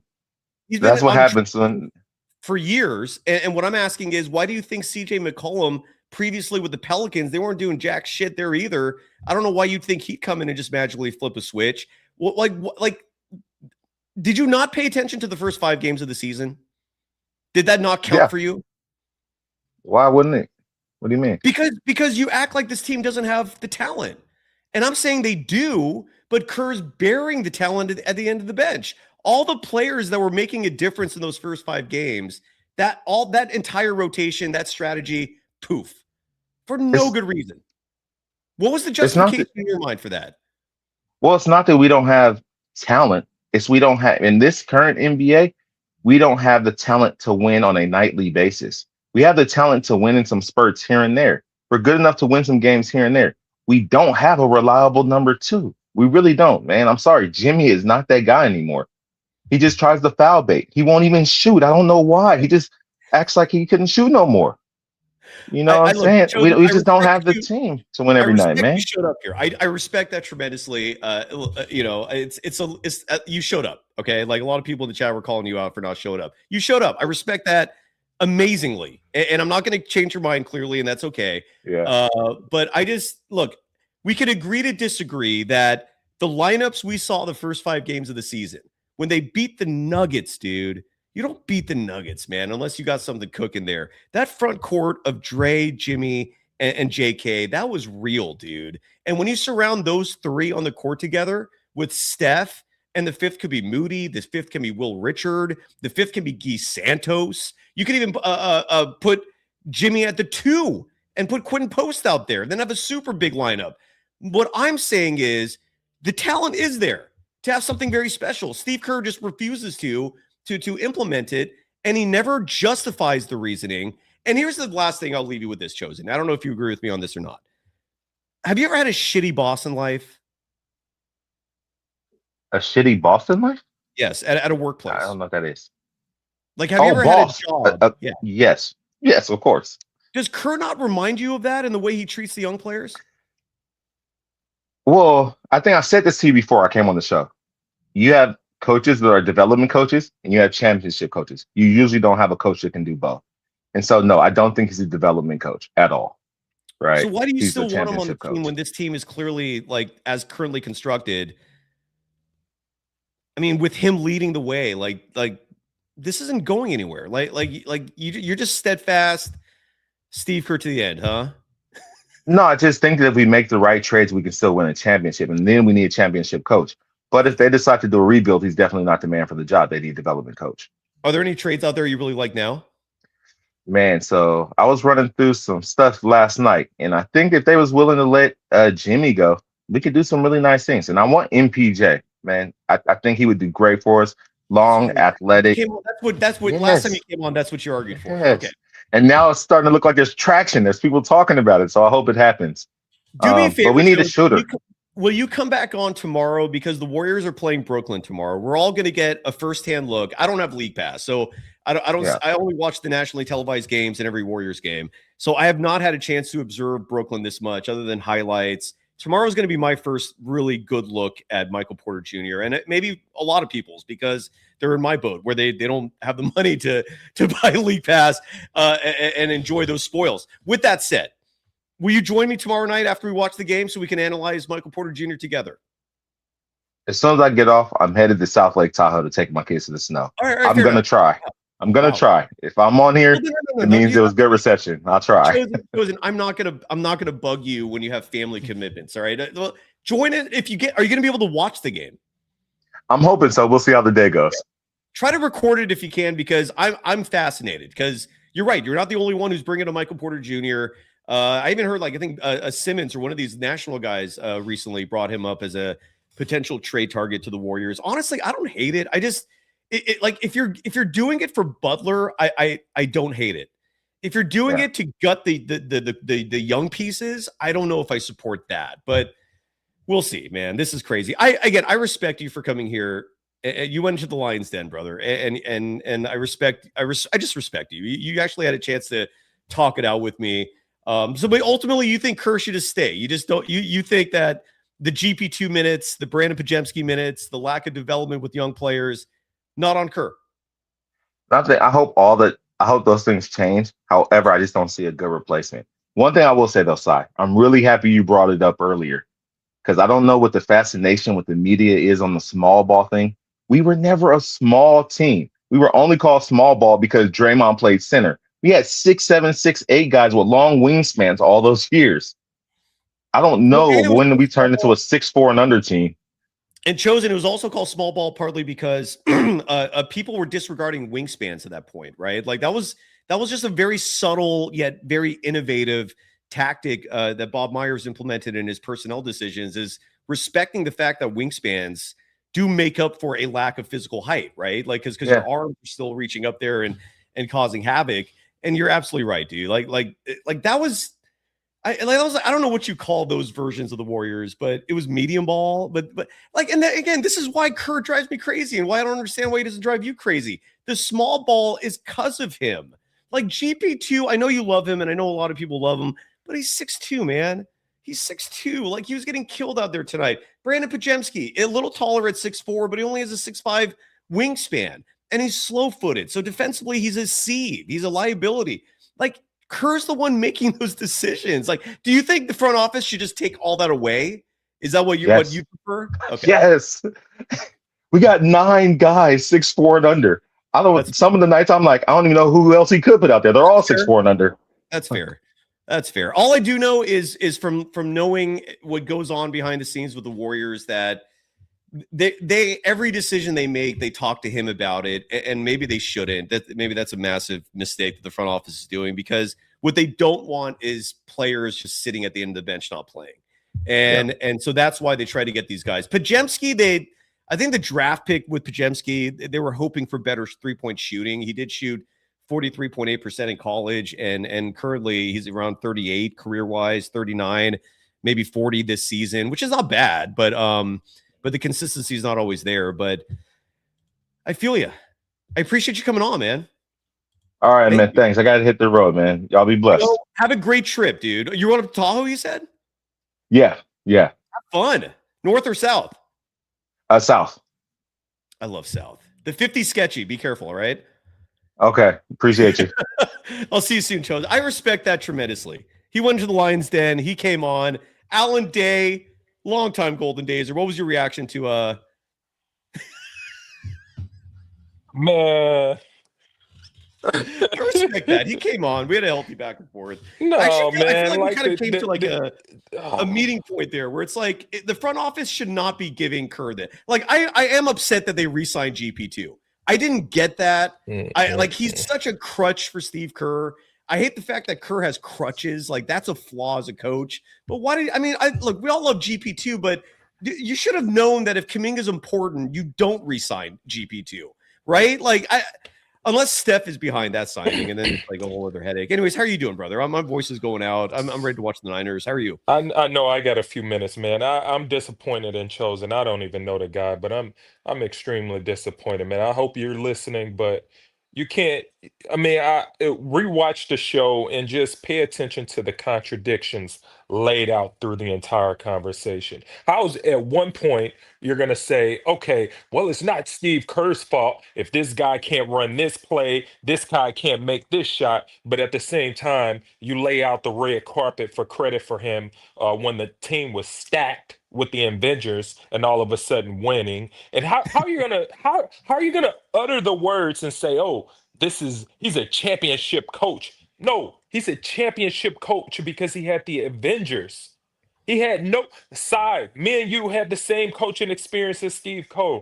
We could have rolled out there and run that team out there and win a championship. Come on, man. Easily. Yeah, I know. Hire Alvin Gentry to implement the offense and have Ron Adams run the defense.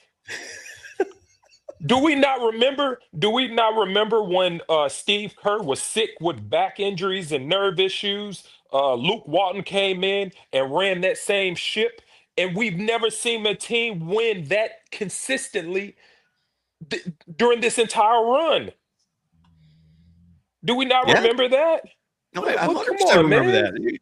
Guys, you all know how I like, feel about this whole thing, man. The The only thing that I'll agree with Chosen is that you win with good players, but you're not going to contradict yourself and turn around and say, well, who are we going to play, without acknowledging the fact that this entire organization is reshaped for Steve Kerr. These are Steve Kerr guys. They brought them in for him. Bob Myers got rushed out of town because they had a different philosophy in basketball. Bob Myers liked these 7-foot wingspan guys. Steve Kerr liked these small connectors. Two different things here. Okay? And listen, I've been knowing Michael Porter Jr. for many years. He's from Missouri. He's from the Midwest. I've been knowing him, Yuri Collins, all of those Midwest guys. I've been watching them. In fact, Michael Porter Jr. coming out of Missouri, he was like one of the coldest basketball players ever.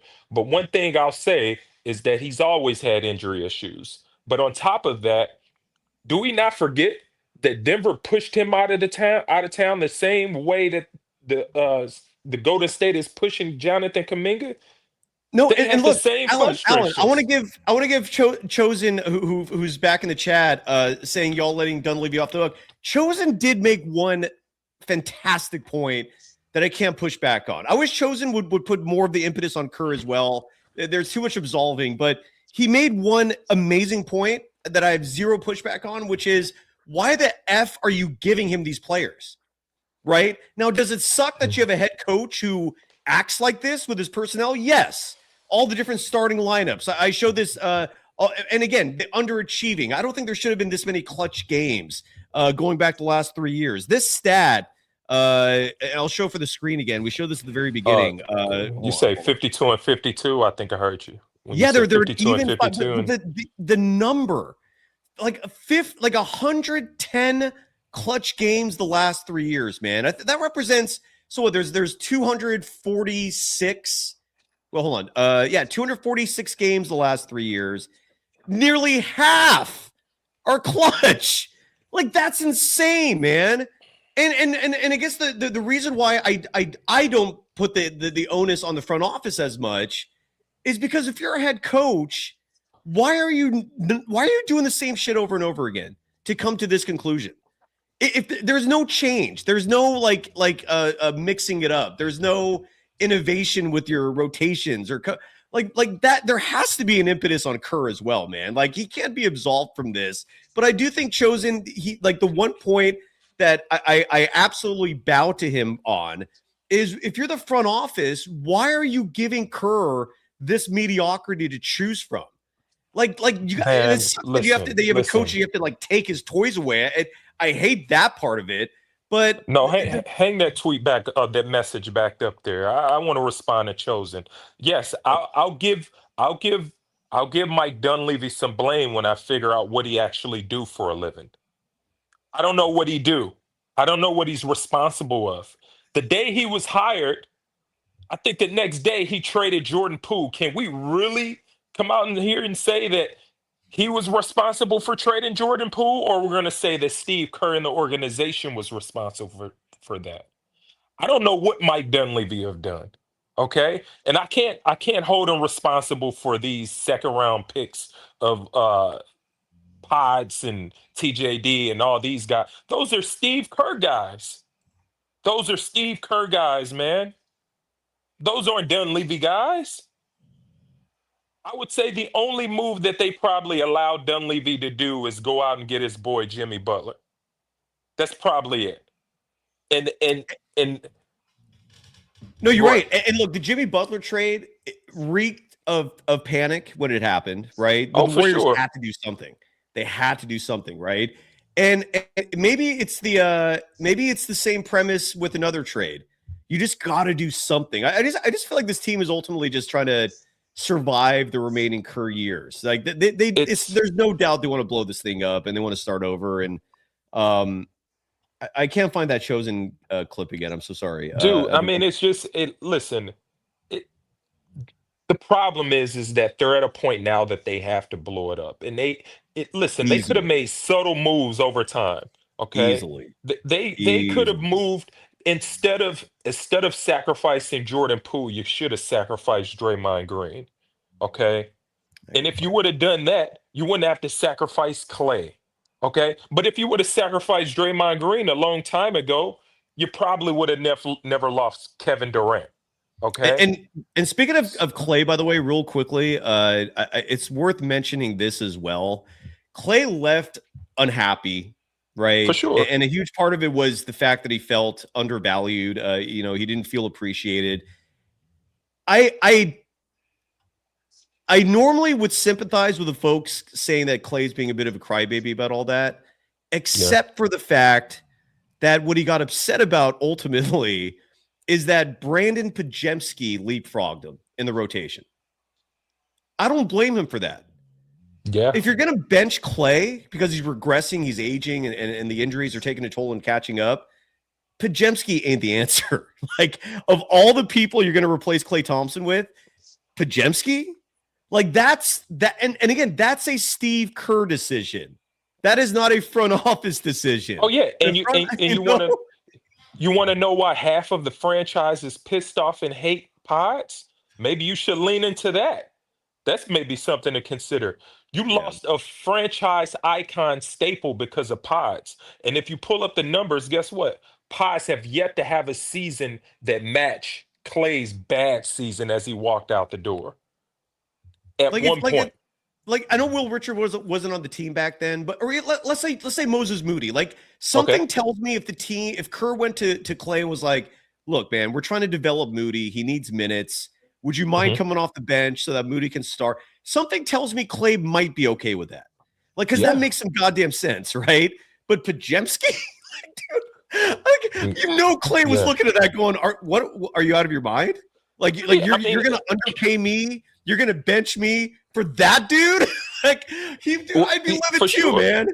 And you know why? You know why? Because Moody is a guy I'm assuming, and I can't say this for sure, but I'm assuming this is a guy Klay probably can see himself in. You know? Agreed. But yes. I know you have to go, but let me end with this thought, man. Michael Porter Jr. Okay, if you guys think that this is the guy you want to go get, cool. But if you will notice right now, he's happy. He's having, he's enjoying the game. True. And in Denver last year, he didn't like the game. He wasn't enjoying himself. He wasn't having fun. And I can assure you, if you go out and trade that guy and you put him on this team, he's going to hate his life. Oh my God. Could He's you gonna imagine hate his life. like the first time like Kerr pulls him for GP2? Hey, Oh look, man, my God. I just need some more spacing out there, dude. GP2, who can't shoot. Get in there. Oh my God. Like, it is amazing that Jimmy Butler has been able to bite his tongue as long as he has, because I saw some people in the chat saying this as well. Something tells me Jimmy Butler has rage inside of him, man. He's fuming, dude. He's fuming. He's fuming. How's your winter break going, brother? I want to get there's a few more people in the chat I want to get to so we can wrap it up. Winter break is cool. I'm dealing with this congestion, man. It was this crazy fog or something that came down here in, SoCal, and I just haven't really been feeling that well. And the Warriors are not making me feel any much better, I know. Like these guys, one of the guys who came on, they mentioned that they came in during halftime. It was like at the end of the third, like I forgot the game was on. And it's at that point for me watching these guys, like I just don't enjoy watching them anymore. And it's frustrating, man. It's really frustrating. And again, Chosen, who I have the utmost respect for coming on, because I'm guessing most of these Kerr apologists, and I'm not necessarily calling Chosen a Kerr apologist, but he's defending the man, asking name coaches to replace him. Look, I'm not a believer of making a mid-season coaching change with someone who's going to bring in a whole new system, with just someone who's unfamiliar with what's currently going on. That's why I mentioned Terry Stotts or Jerry Stackhouse. I also think they're competent individuals. I don't think there would be a drop-off. I think Terry Stotts and or Stack both would play the right players. Like Podziemski would suddenly be at the very end of the bench.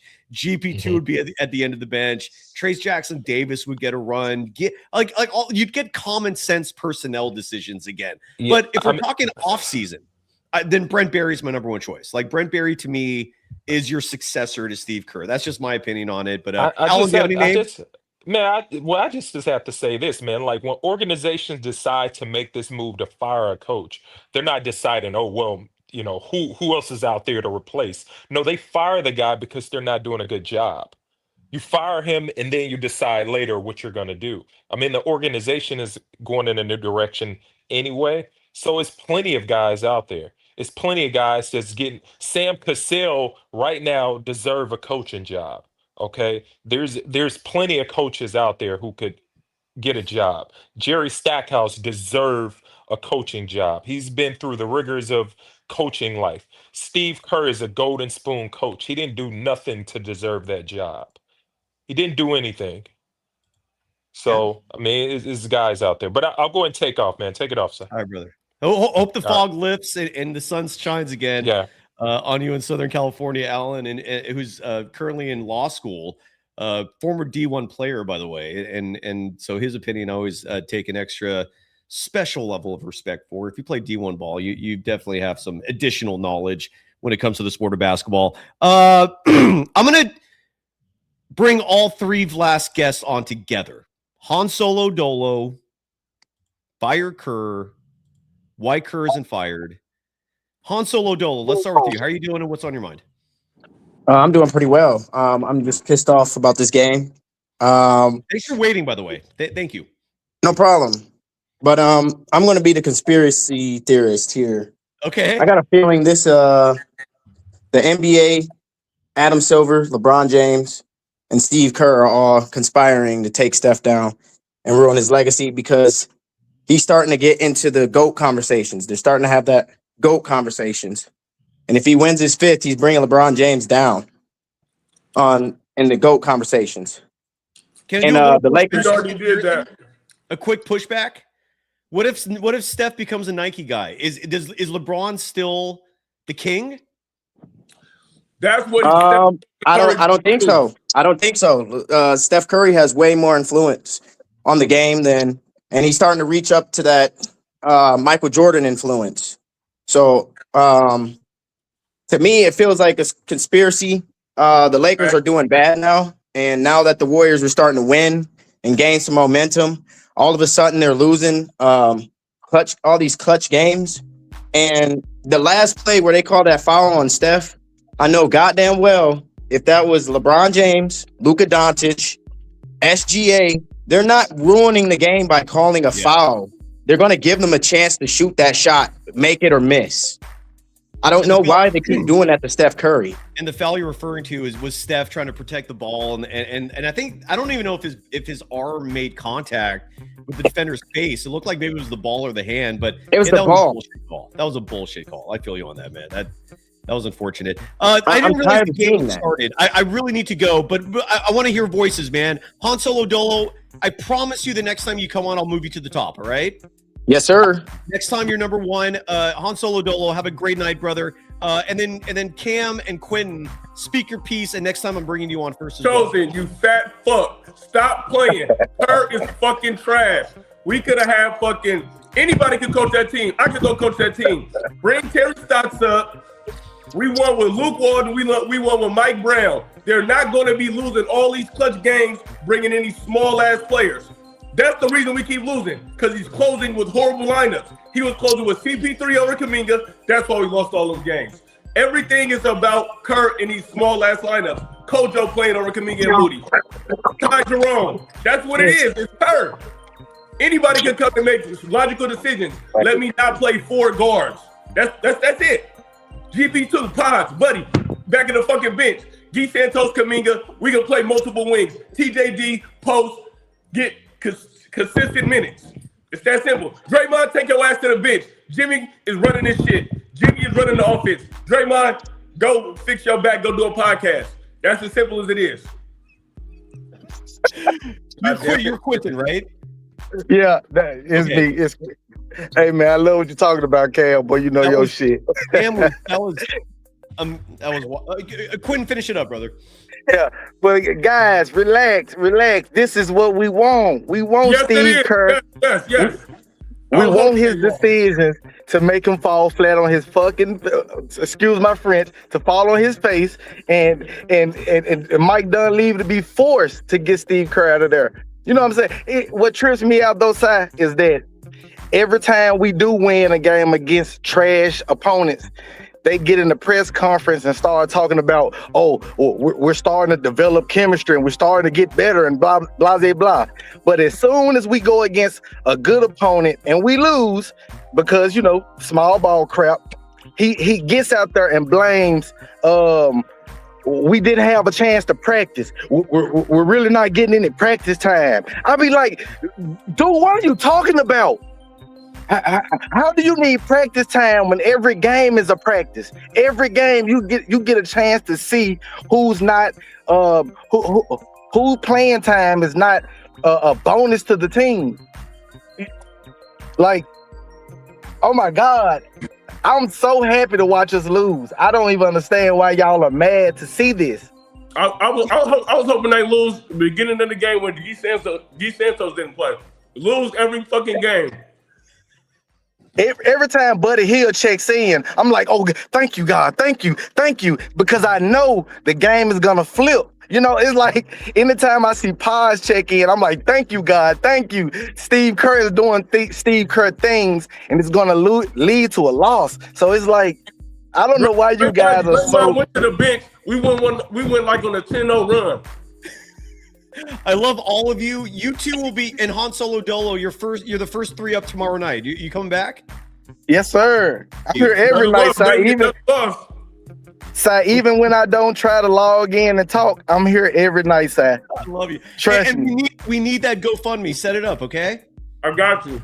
See you tomorrow night, everybody. Bye-bye.